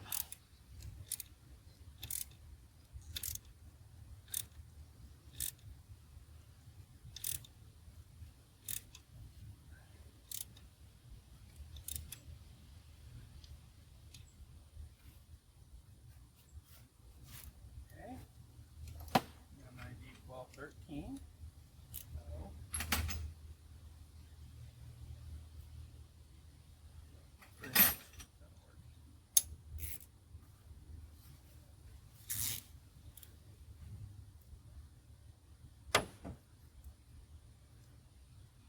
That looks to be just tight in there.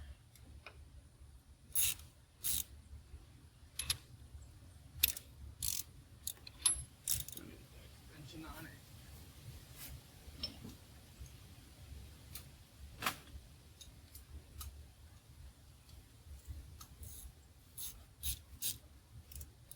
So that's what the two wrench with.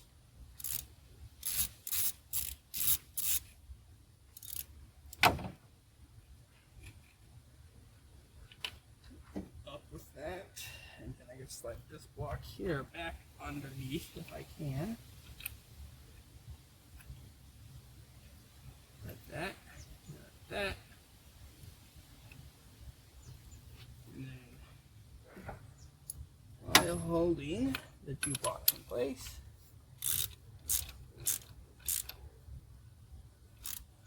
let's start pulling it out.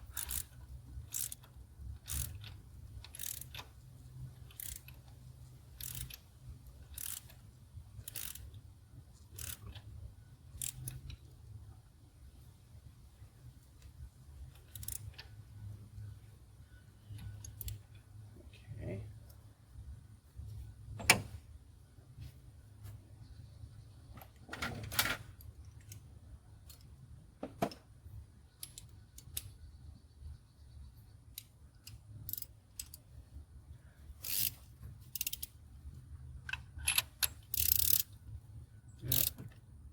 Other direction.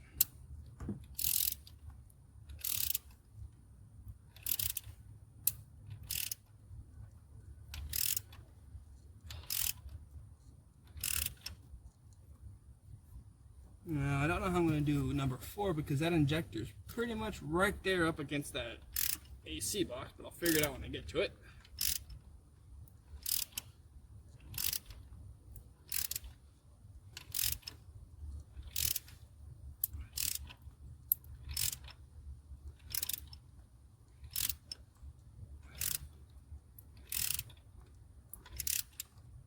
Switch it to a half inch because it gets a little more leverage on it.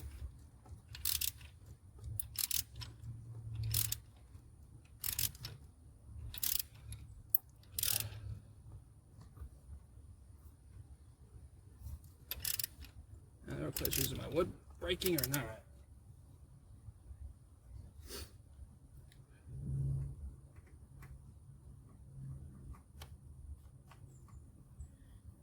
So I hear cracking, but I don't know if it's the wood or if it's the injector cup. These are put in with basically green Loctite alone.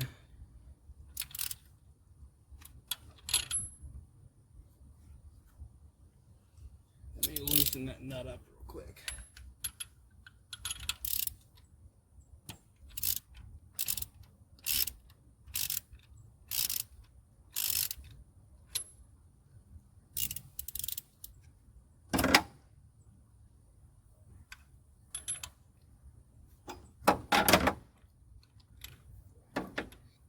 Okay, since you don't want to turn.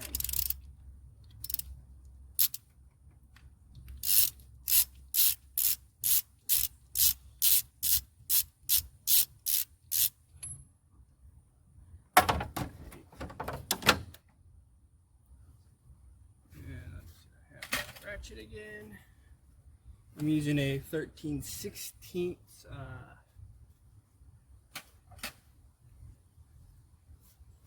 socket for that big nut, and a 1/2 inch for this, 1/2 inch 12 point for this, and then 13/16 for this.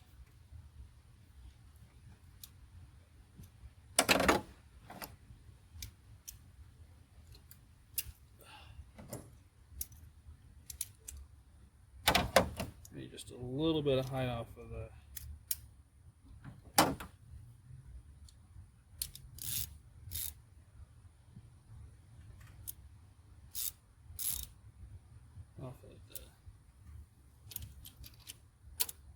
hose here.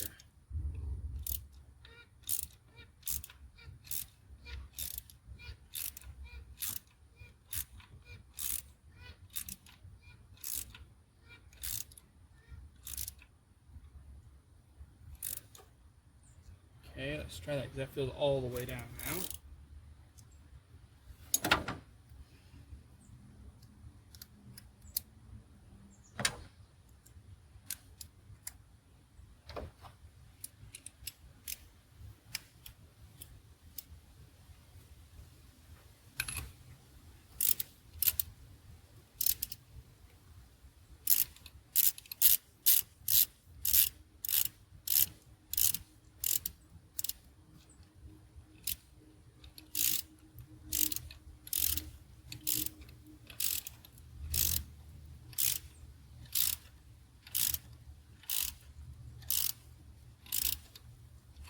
Is it going down? Yes, it is. Good.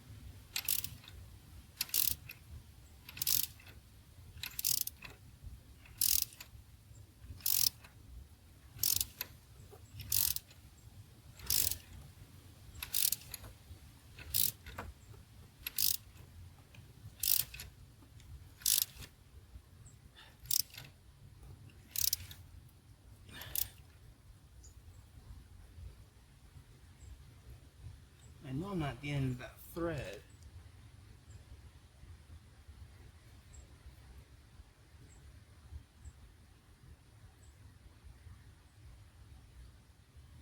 But at least want to get this injector cup replaced today before the sun sets.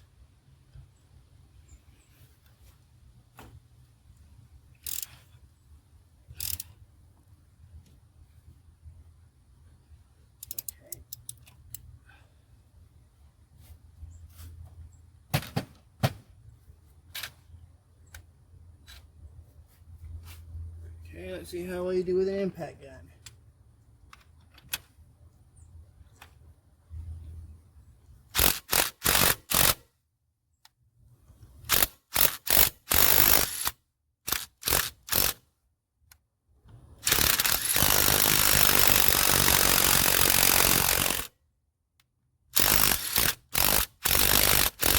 I think my wood completely collapsed,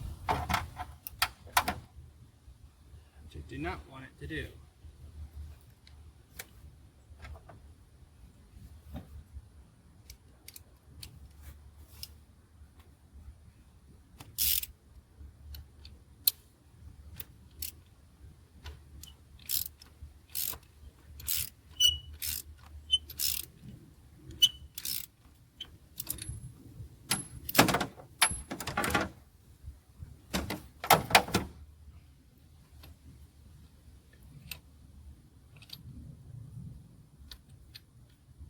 Yeah, they completely collapsed. The wood completely collapsed in on itself. Yeah. See on this big one here how it just completely collapsed in on itself. Just You can see the grooves worn into it. And on this bottom one, it's just completely flat. I mean, there's a bit of a groove there, but it's mostly just flattened. Like, that's easily a third of its original size.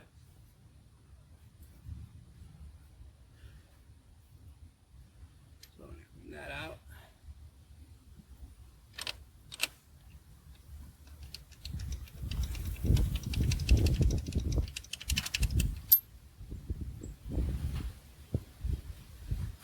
Take this, 16.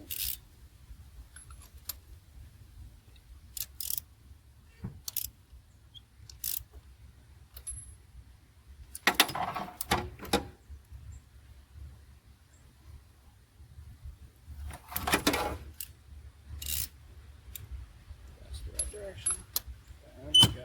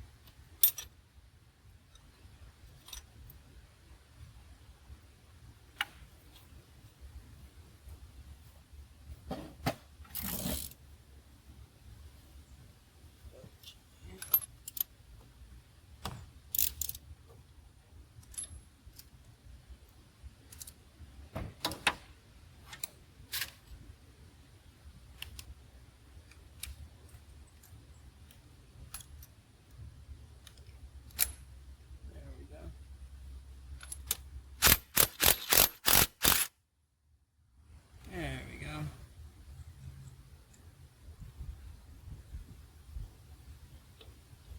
Oh yeah, that feels like the bottom of the thread right there.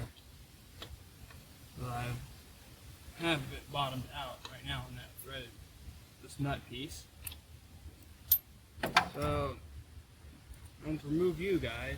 I'm going to use the pry bar now. Okay, I got you guys moved. I don't know what size pry bar this is, but I am going to slide in underneath here like this, like that, and push up like that. See, did I get it? Ha ha, I got it.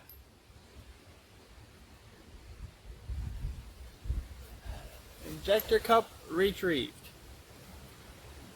And get it off.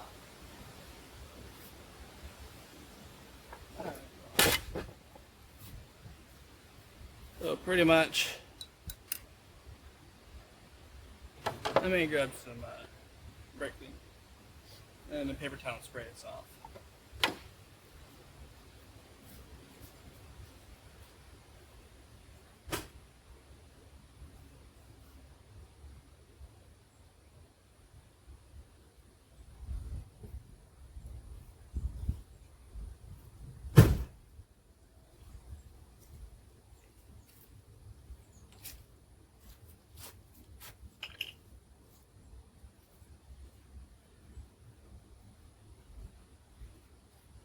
I'm just going to spray a little bit of brake clean on the paper towel. You know what, let me turn y'all so I can see what I am doing.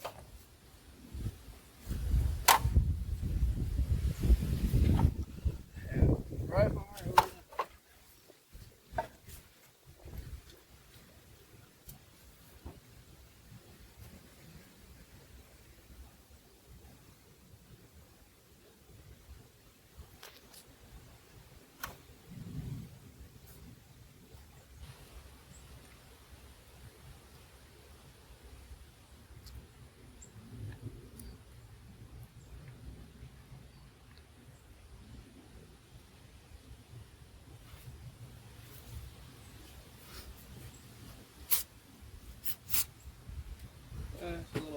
like that.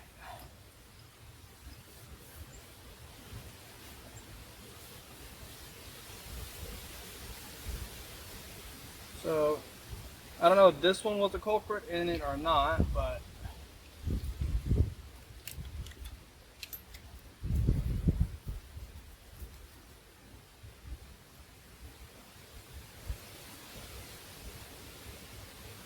I don't see where it would have cracked. I see where it would have come loose from the glue coming loose here.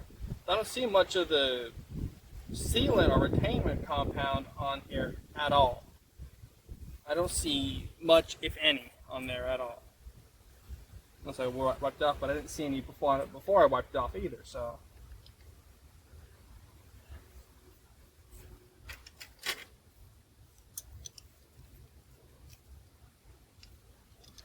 Oh. I need me tool back, even though it's a piece of junk.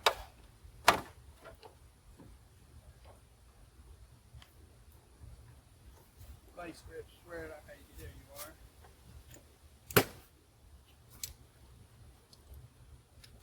are. This one's out, it can't be reused.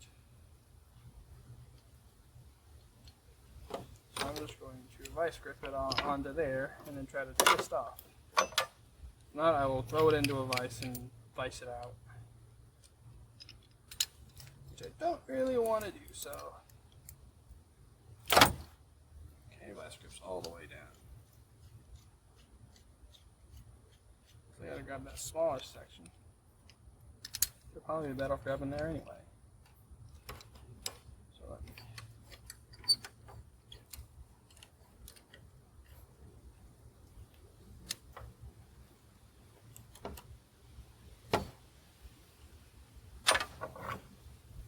There, and you just turn.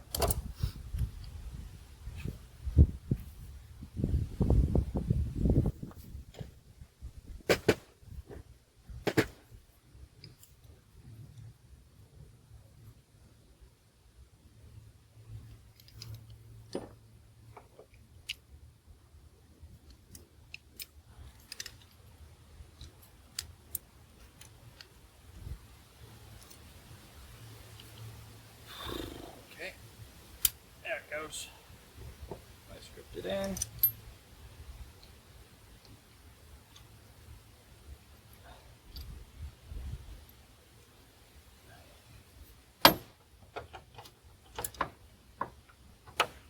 Might be want to turn it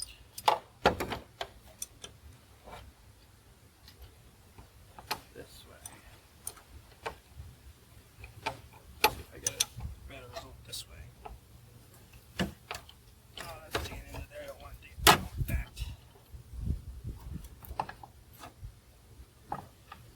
I have no idea if it's getting on camera. Vice part is not getting. If I have to vice it off, I'm not putting that on camera for sure.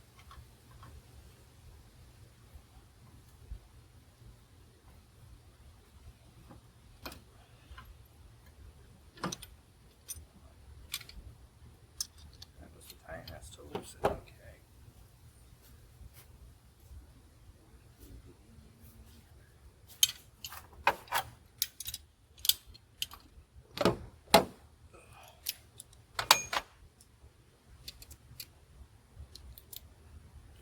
I'm getting kind of desperate here, so I'm going to use 1/2 inch to 3/8 reducer, and do a 3/8 to 1/4 inch reducer, or whatever, and try to ratchet it out that way. So that's what my setup looks like. That's the tightening that I want to loosen.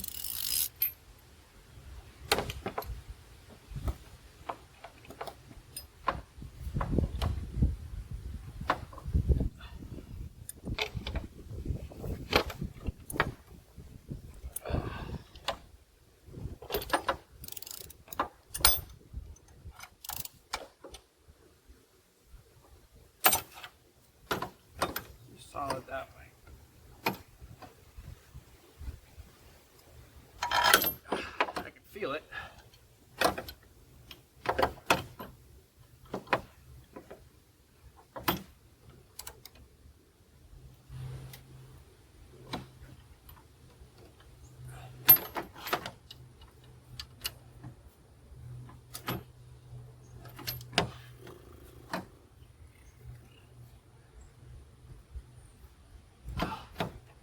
Feel it turning.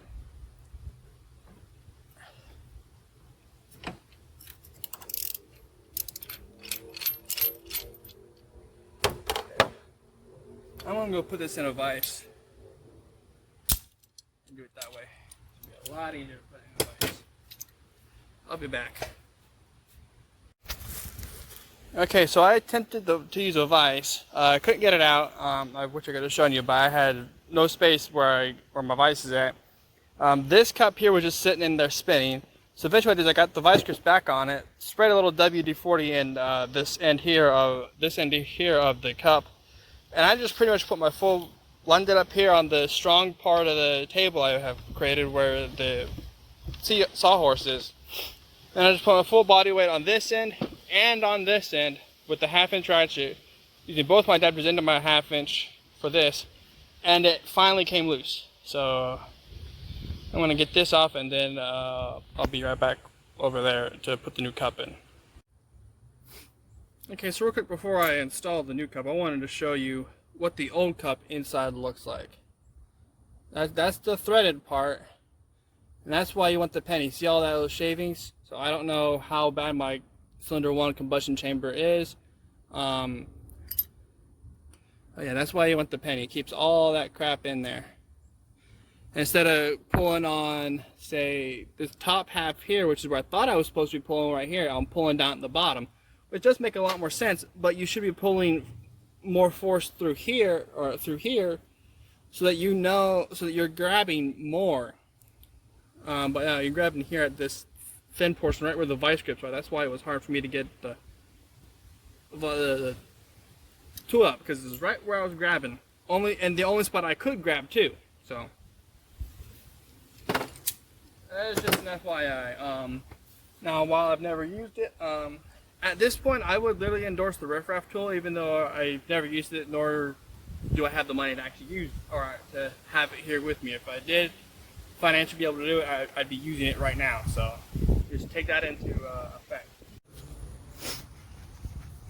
Okay, so I don't know how well it's going to come across on camera.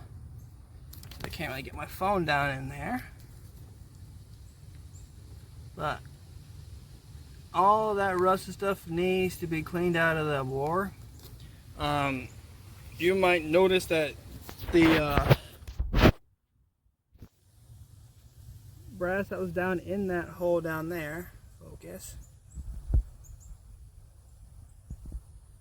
I gotta focus at that far distance, or zoom in. But that is now gone. I tried to get that out of there, and I just wound up shoving it further and further into the bore until it went down into the combustion chamber fully. I tried with a pair of tweezers and wound up shoving it in there even deeper. Did not want to do that. So yeah. But now what you need to do is get yourself a brush like this. They usually when you buy a kit like that, they come with a brush like this. They should come with brushes like this. And you want to take this and, left hand.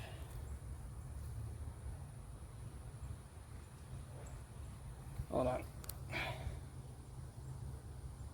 Okay, so because my phone wouldn't rotate over when I flipped it upside down, take a brush like this, and you want to go deep down into this bore here.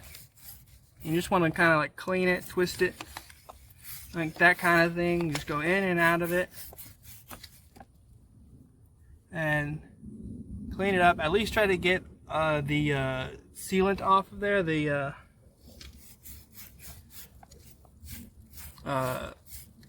Loctite off there. And then what you want to do is take a mechanics rag or a paper towel. I'm going to use paper towel because it's cheaper. Not to wash it, you can throw it away later. And then put some brake clean on it, and then you shove it down the hole. Try to like grab some of the extra, just try to clean it up a little bit more. If anything, get a little bit of that dirt you just scraped off of there. So I'll do that, and I'll be right back. Okay, so I return with a paper towel on the same tool I just used a minute ago, and I'm just going to. Now I didn't put a lot of brake clean on here, But I'm just gonna go in and out like that a few times to just like clean it up, like, because I mean, just look how much gunk came off of there, just what little I did. And that bore looks completely different now than it did a minute ago. I'm gonna sit you there real quick.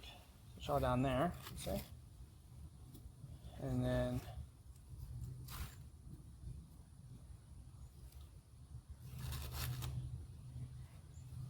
try to like wrap this up here a little bit differently and go in for another go.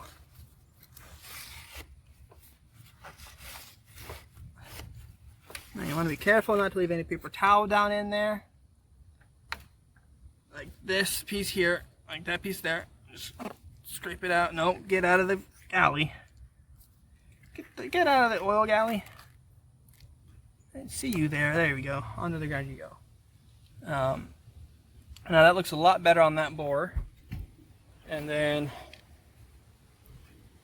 you clean off your tool. That should be a, this shouldn't have to, that should be like given, but common sense I should say. Clean off like a, you've got a wire brush type thing like this. Clean it off after you use it. Okay, new camera angle acquired. Let's see if I can actually sneak past between y'all and what I'm working on. So,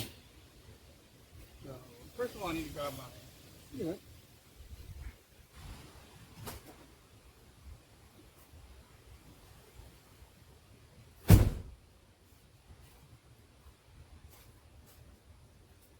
Now, I know I keep calling this stuff sealant. It's injector cup retaining compound. It's the green Loctite, the best as I can describe it. Okay, I have a cup here. This is one I used as a demo unit when I first started this video. And so I'm now going to take my green Loctite, my injector retaining compound, and I'm going to put it, I'm going to use the tip to show because my hands are dirty, on this face here and on this face here, if I remember correctly. Should be those two faces there where you put your retaining compound.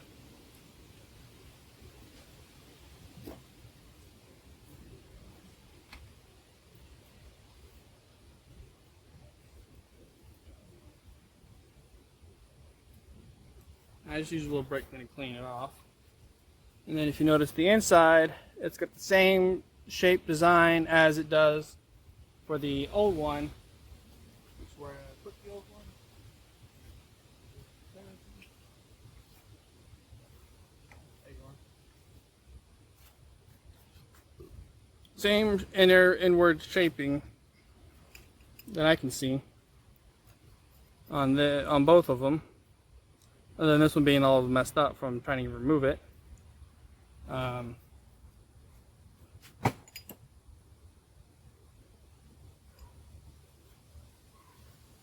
from just setting them upside down on the table, they look to be about the same size, so they're going to fit. Always check your parts, people.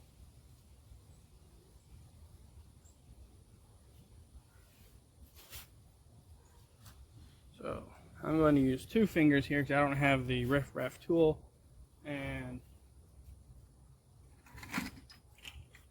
my tool only does this upper portion here. It only does this top upper right here portion there. So just touch that edge, gotta wipe it off again.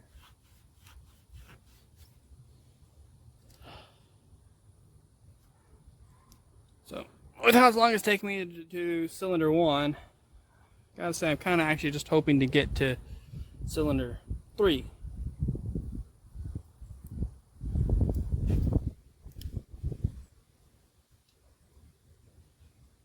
By the end of the day.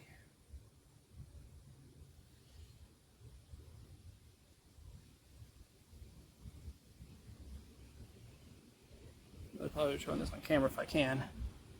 So you want to apply a liberal coating on here.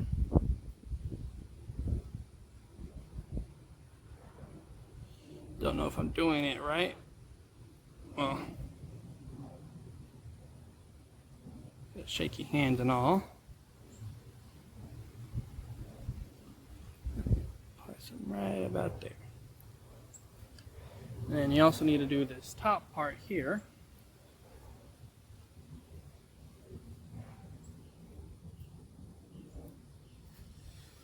And hope they don't get locked out on my fingers.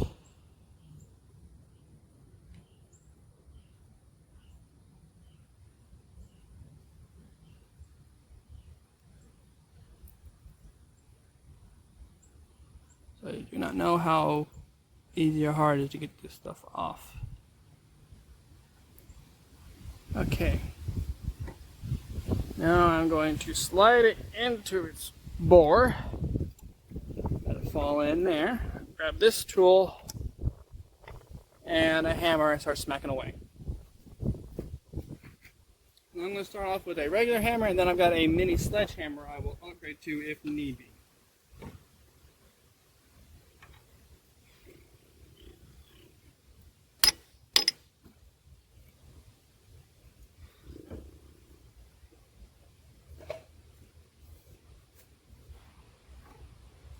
Wasting time. We're running out of time, I should say. Also, don't know there, but okay.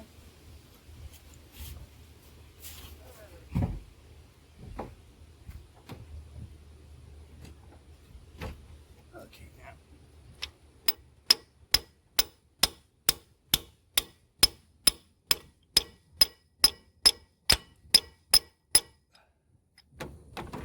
Okay.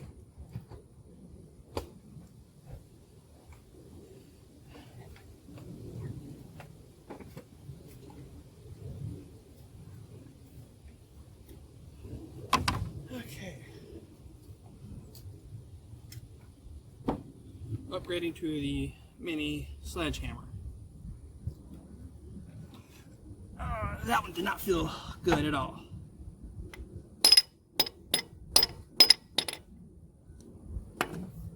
Set that like that. Don't put that in there. That's Sparkies. Does not help. I'm working on a timetable.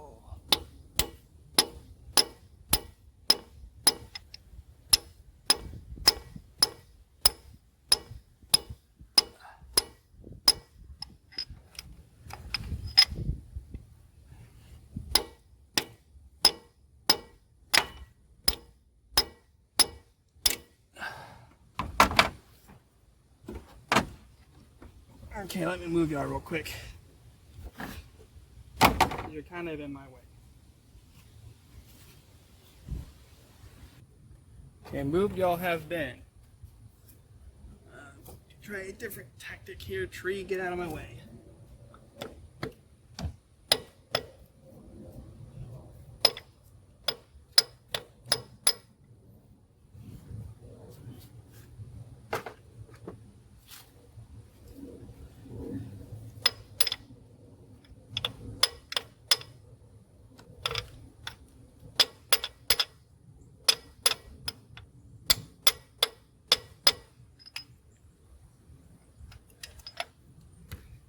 That's all the way in or not.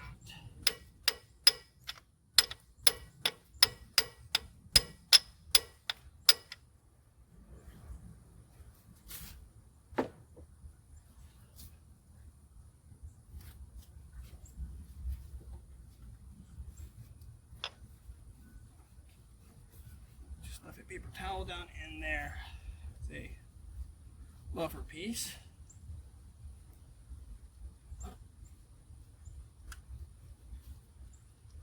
Just like that, and then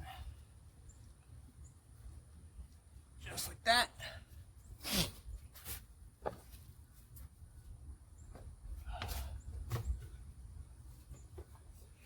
And then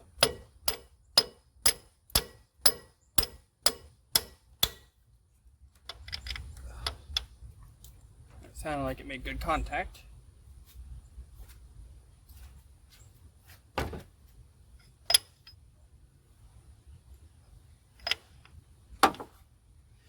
Paper towel up. Good.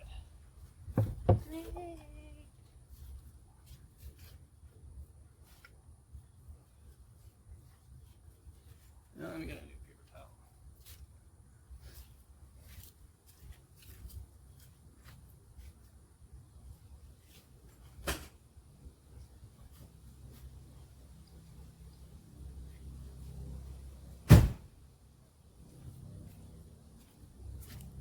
Now, I've got to get a new set of injector cups simply because of how horrible I did this job. I will be getting the riffraff tool.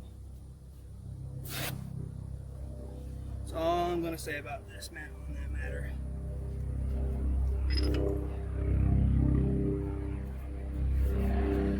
Loctite up this time. Sorry, Loctite up.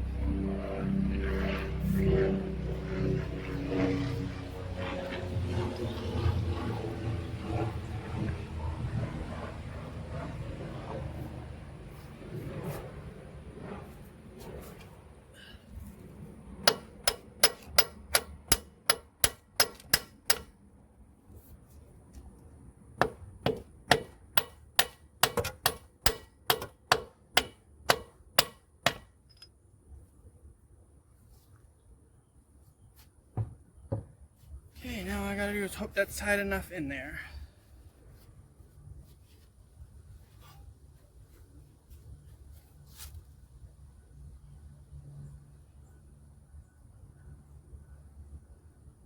Do not feel it going down any further.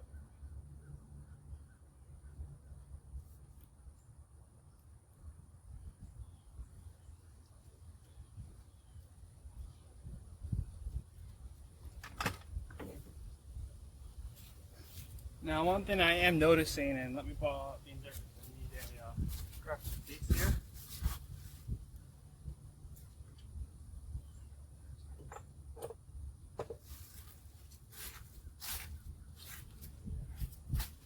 Is the copper crush washer here looks to be way abused or way out of, I said, spec.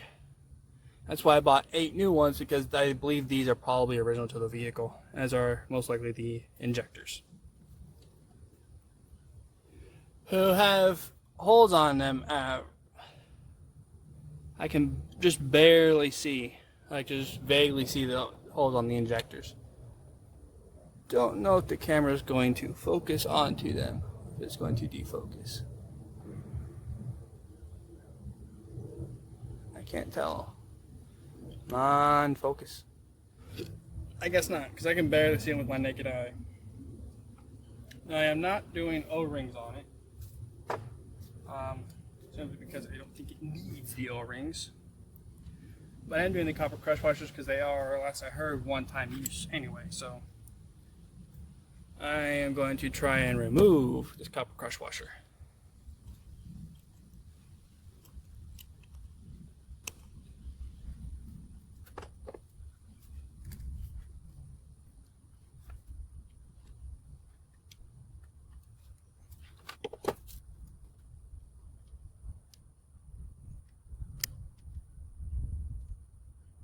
And I can't go back and read it before I mangled up this crush washer. Okay. So they're not loose.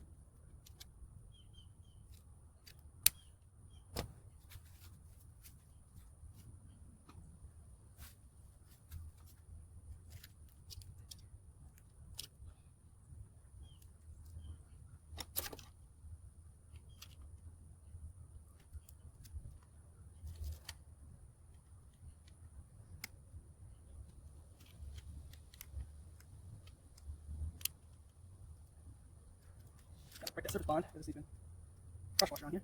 Ah, good, it's coming up.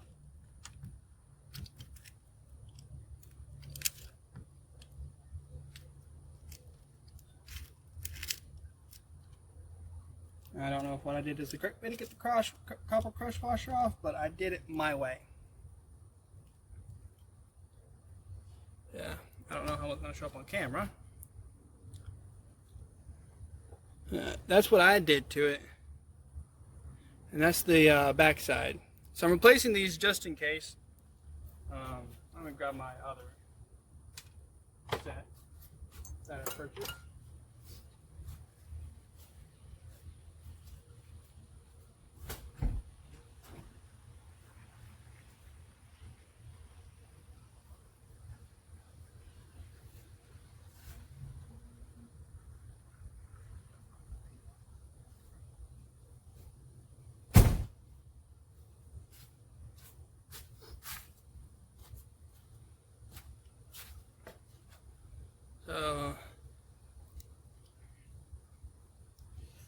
flip over.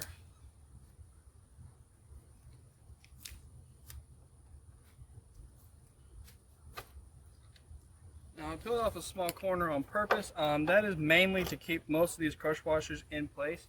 Let me grab the old ones and make sure I put these on in the correct direction.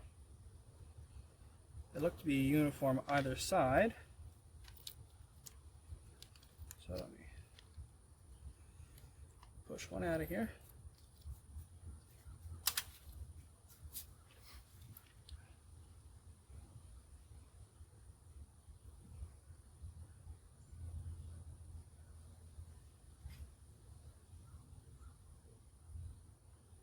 Make these very carefully. Yeah, so I don't know how it's going to show up on camera, but let me get a pointing device.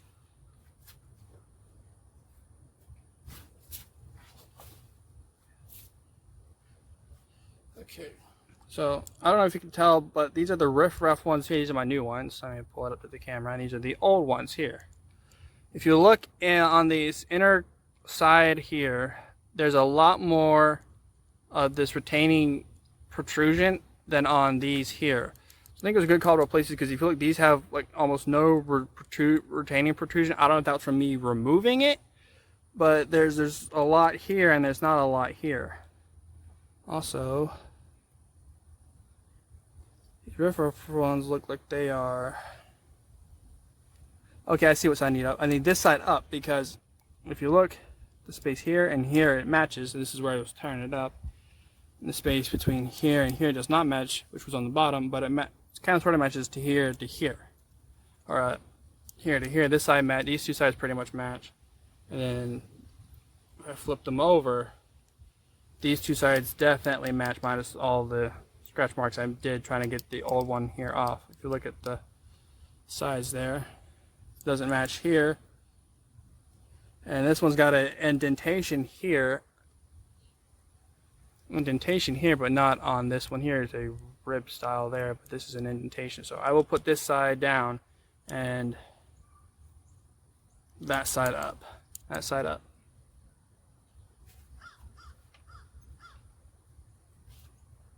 So correct side up. Actually, before I do that, there is some red fuzz on there I want to get off first. So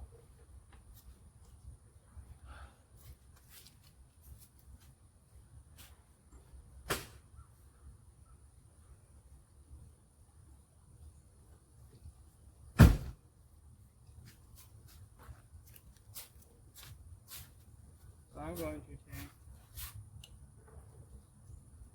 paper towel and some brake clean and clean off this because there's some carbon on here as well I want to get off as well. Might as well while I'm here, kind of thing. So clean off the injector. I'm just going to do it this way. Just doing this is all I'm doing. Yeah, that tipple looks a lot better now.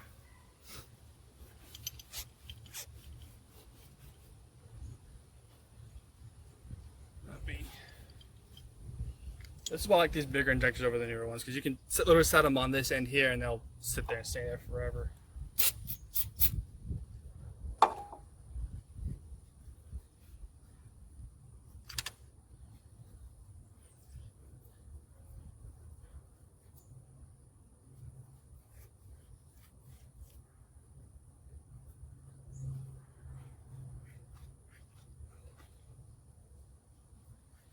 Yeah, look at that tip. That tip looks a lot better now.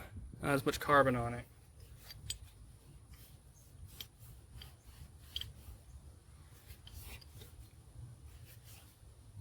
So now I'm going to keep that towel out, right down the cup.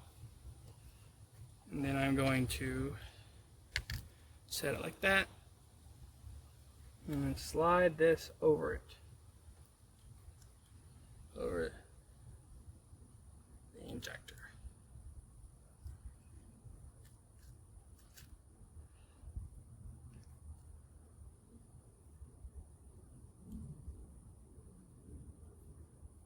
Alright, I don't wish to bend or mess up this, there it goes, crush washer. And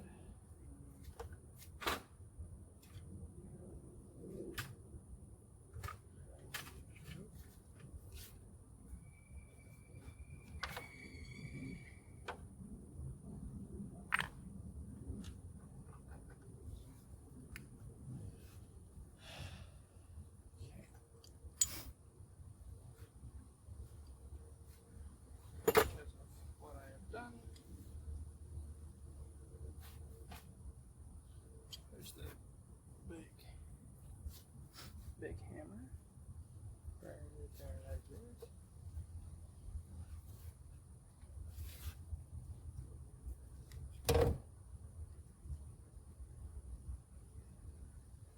If I'm correctly, the long bolt goes on the bottom and the short bolt goes on the top. If I get it wrong, it's no problem. They can easily swap around. There's the long bolt on top. Well, you went. I had to loosen you. That was correct. I had to loosen you to get to the bolt.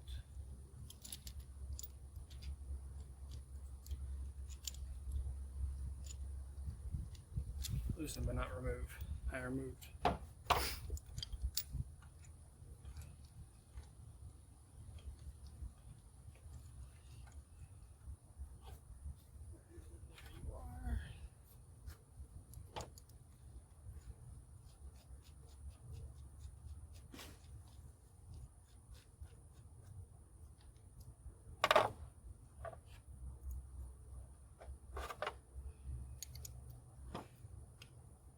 Too far on the hand tight.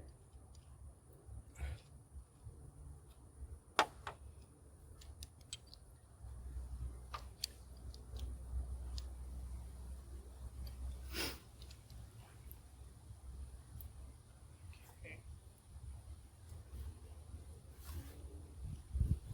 Now let me test the small bolt here. I don't remember. Why don't I remember? Oh, that's definitely the small one because this long one does not go. The shoulder stops it. So the long one goes up top, and the short one goes bottom. Okay, that's good.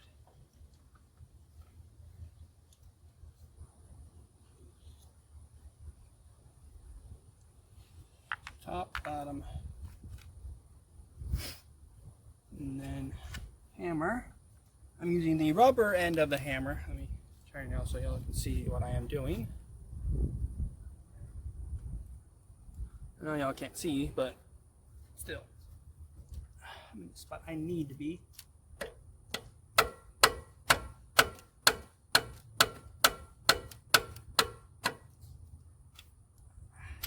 it goes. These go down.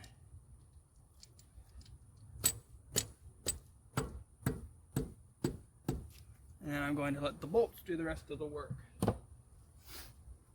So, short on the bottom.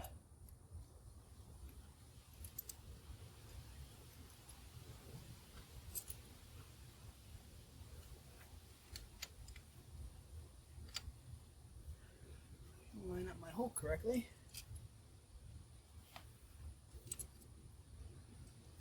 With all these clouds.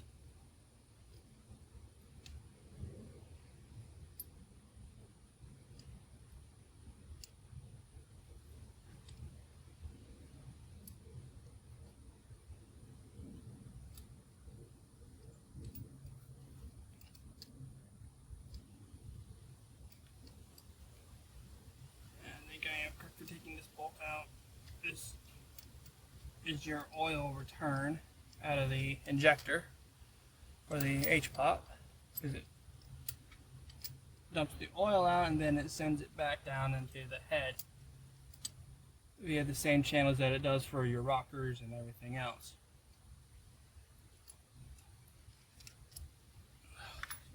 Pull that out, fish this guy in.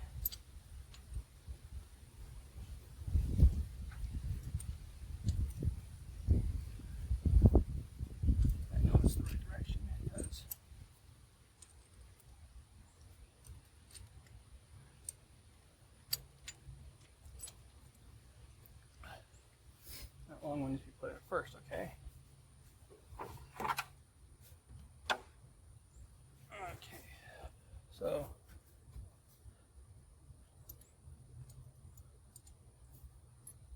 I know that's not threaded in, so come here.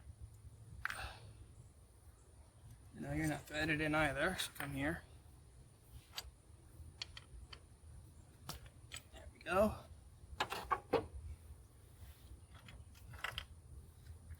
So shorter does not allow there, but it does allow for there. So top bolt is inserted already.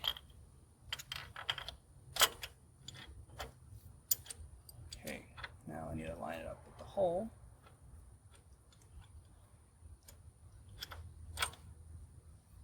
No, come here, come here. Ah, clip. There it is. There it goes. Screw that in just a tiny bit. Just enough to locate that, so I can locate this bottom bolt here.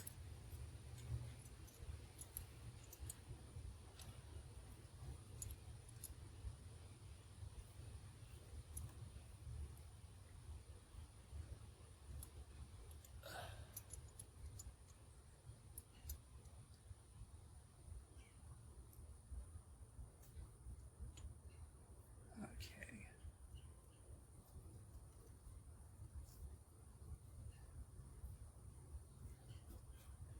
Now I will step you back down and into your hole.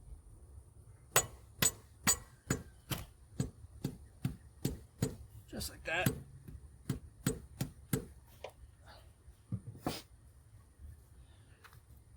And then you get to go back into your hole like so.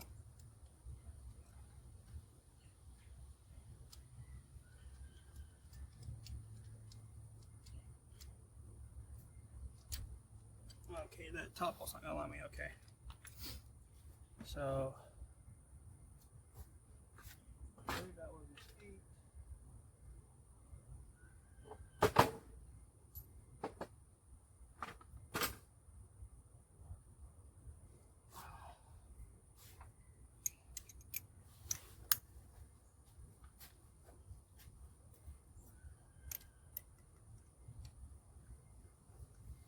Yeah, that's an 8.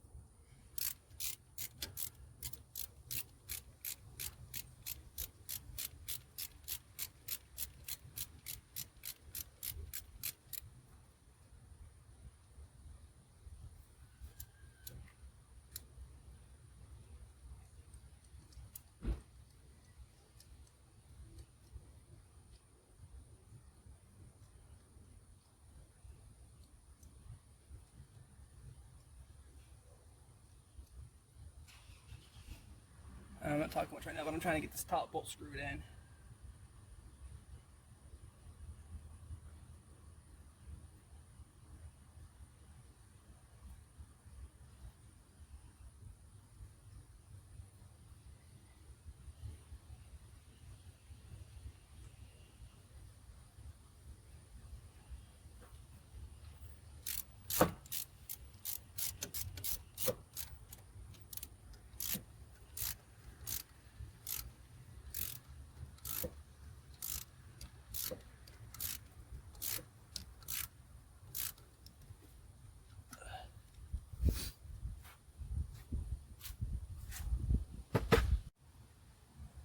Okay, so track down the manual online, the service manual, and it says 12, but on a video I saw online it said 10, so I'm going to go for 11 here.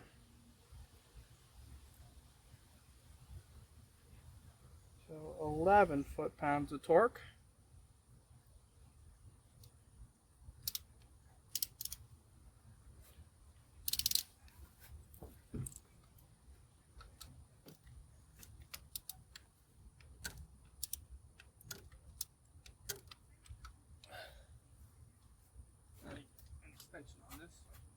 get a better swing.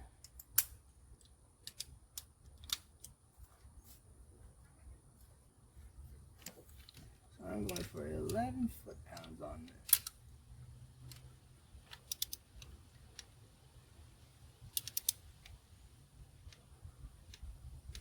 That is 11 there.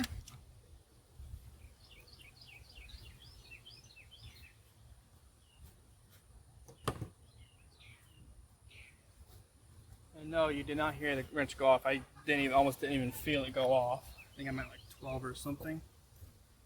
I don't know. It's a 1/2-inch torque wrench.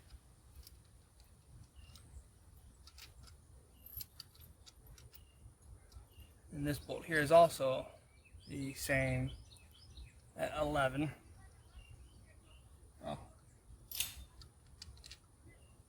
According to the specification found online, it said 12, so I'm going to take it to 12.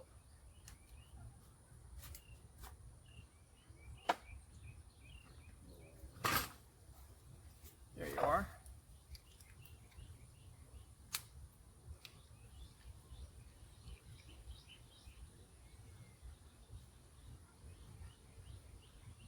$12 foot-pounds.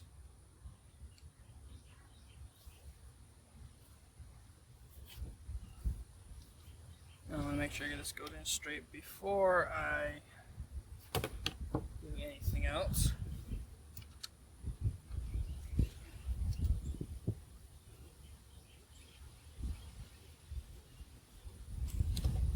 Use the wrench, but use the extensions.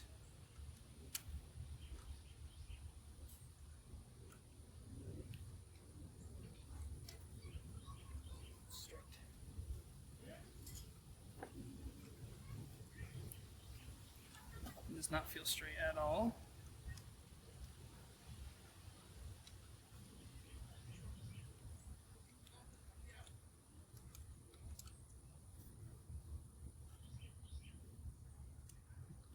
Why does that not feel straight at all?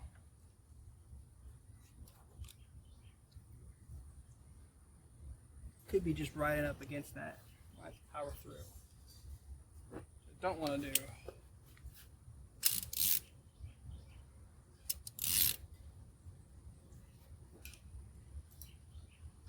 I'm not using the torque wrench, I'm using a regular wrench right now.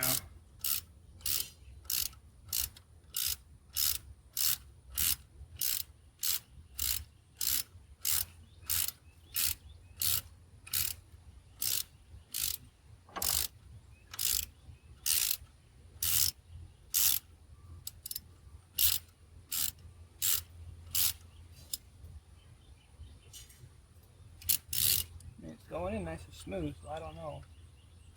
Could just be the threads just slightly messed up on it.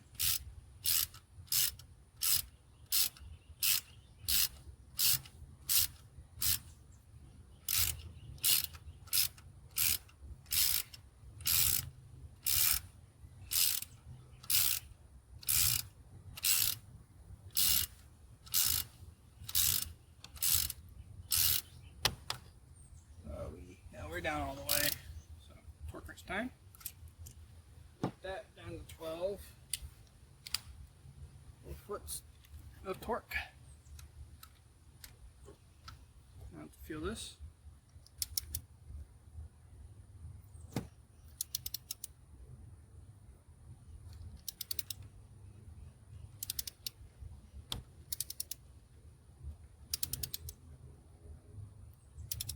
Oh, feel it come to torque. Yeah, that's torqued right there. Now the difficult one.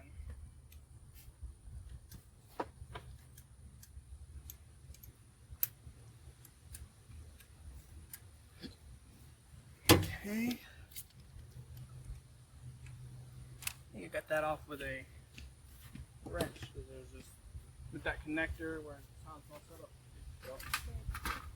I don't think with how that connector's all set up and everything, I can get in here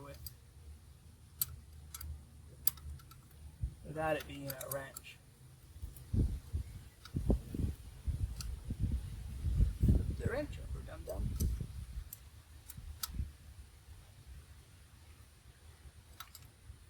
Let me fill out this one here so I know how it's probably do it by hand.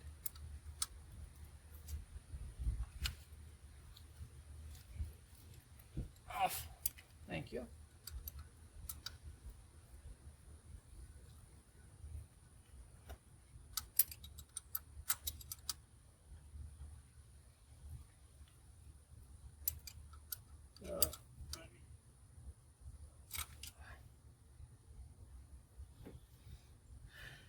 Should be 8 for the box end only.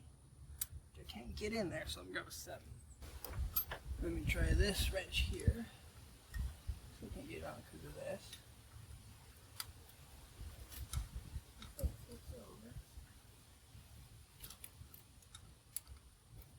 Now, let me remove that oil control thing.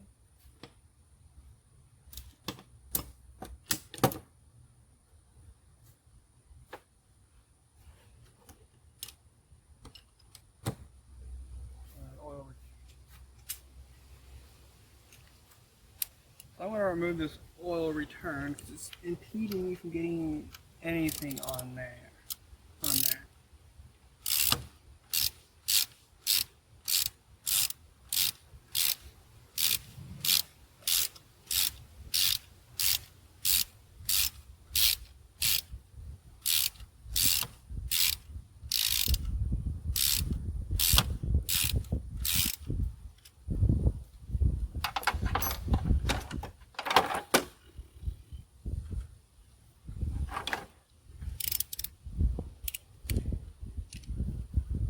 me speed this along.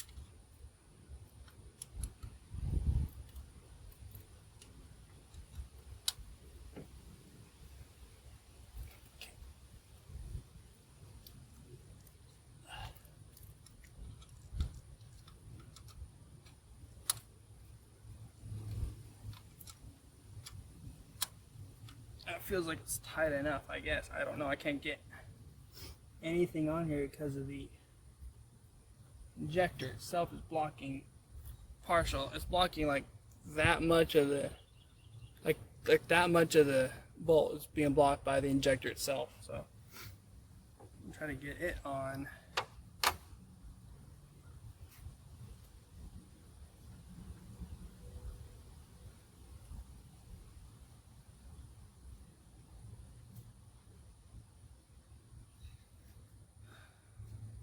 Something smaller. Okay. Got a small wrench, but I don't know if it'll fit. Nope, it will not fit. Too small. So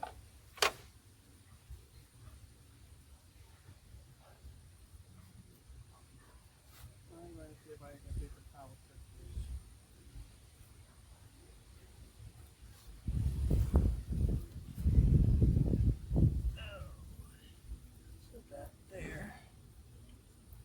This comes in like that.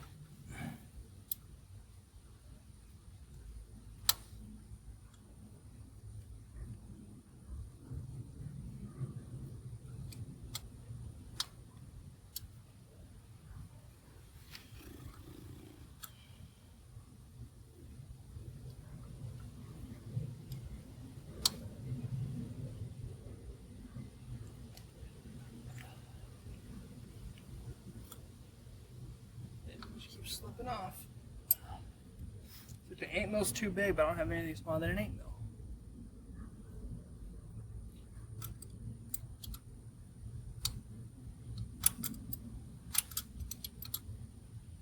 So I'm already at torque. I don't believe I am because I am slipping off. Slowly rounding off that bolt.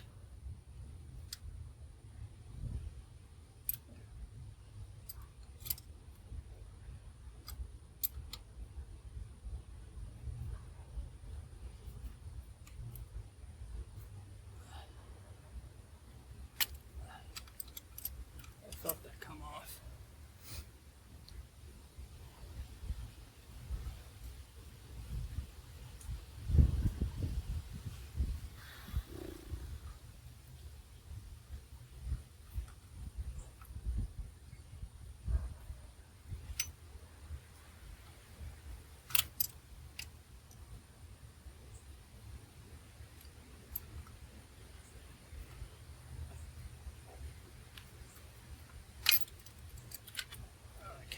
Let's try doubling over the paper towel, thickening it up, see if that'll fix my problem.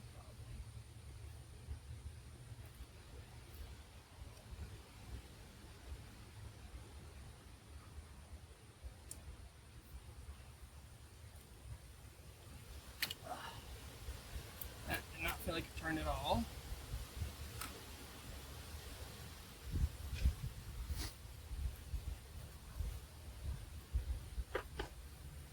Okay, now I want to put this back in. Real quick, I want to test something out. Now I got the other piece here in my hand, but that's only because I am. Okay, that feels like it's just not wanting to turn and be a pain. So.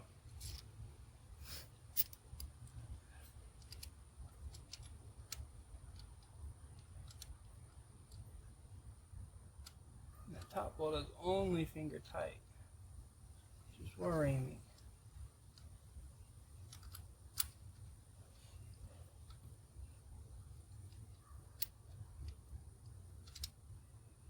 There we go.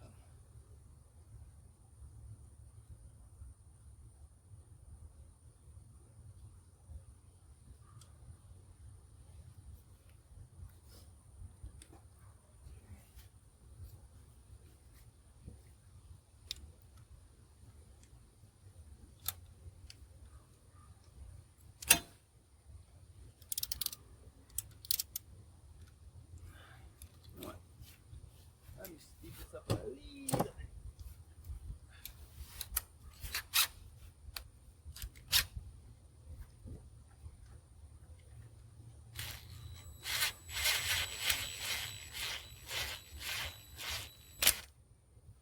Okay, that's not what I wanted to do.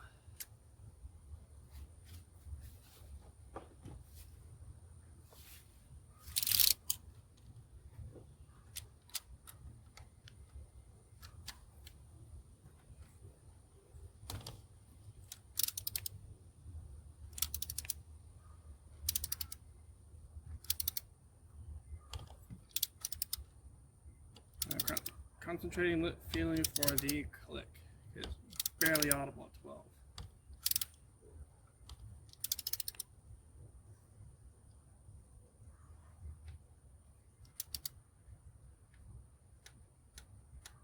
Yep, there's 12.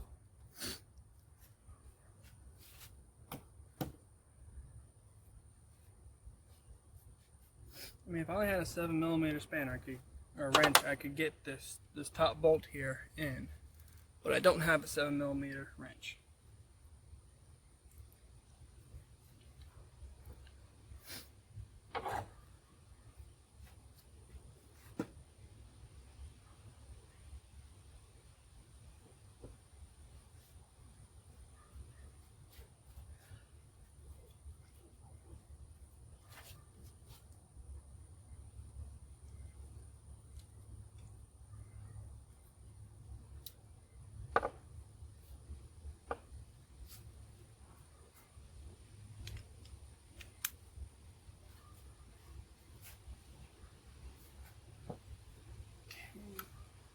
just replace them. I'll double check this.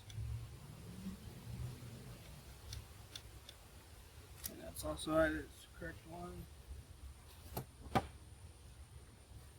The one I can't check is this top one. I wish I could. I don't have anything to get in here because this injector blocks easily a third, and then you got this oil return here, and it sends oil back into the head, or at least into this valve here. I think it's the exhaust valve. Don't know, but one of these, this valve to the left of the injector, it sent oil to it from the injector. I used oil from the injector.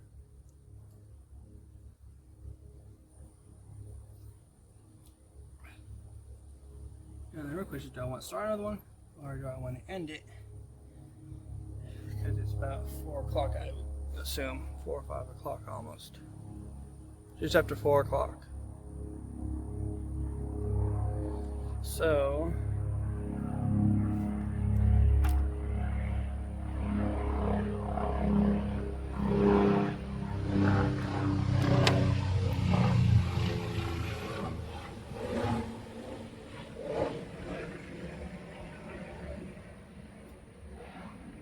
now the helicopter's passed, or slowly still passing.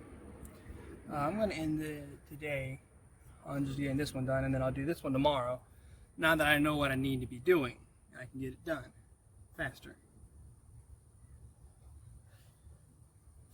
So I should be able to do cylinder 3 tomorrow, and possibly 5. 7 is going to be a hard one. 7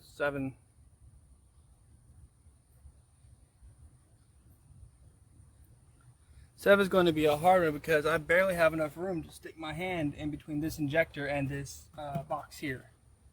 But I will see what I can do to squeeze something out. But yeah, 3 and 5 are for the next day. Or at least 3 is. Definitely need to clean this out. I like a vacuum cleaner.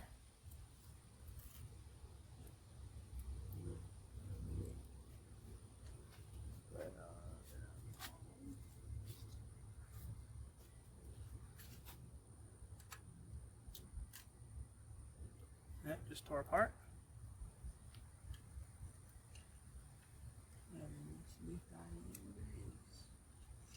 Not good for the engine. And this one's cylinder number 7. I can more than likely easily remove it.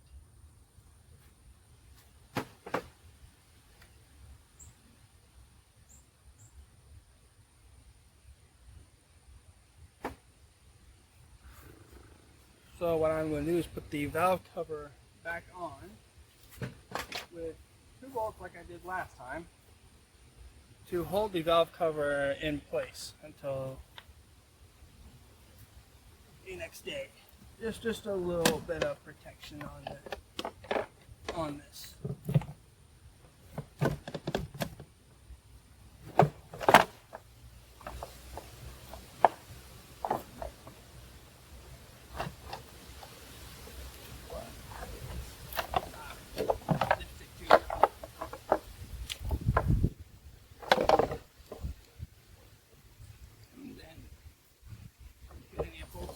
Now these are not being screwed down at all, other than a few threads or since I can't finger them in anymore.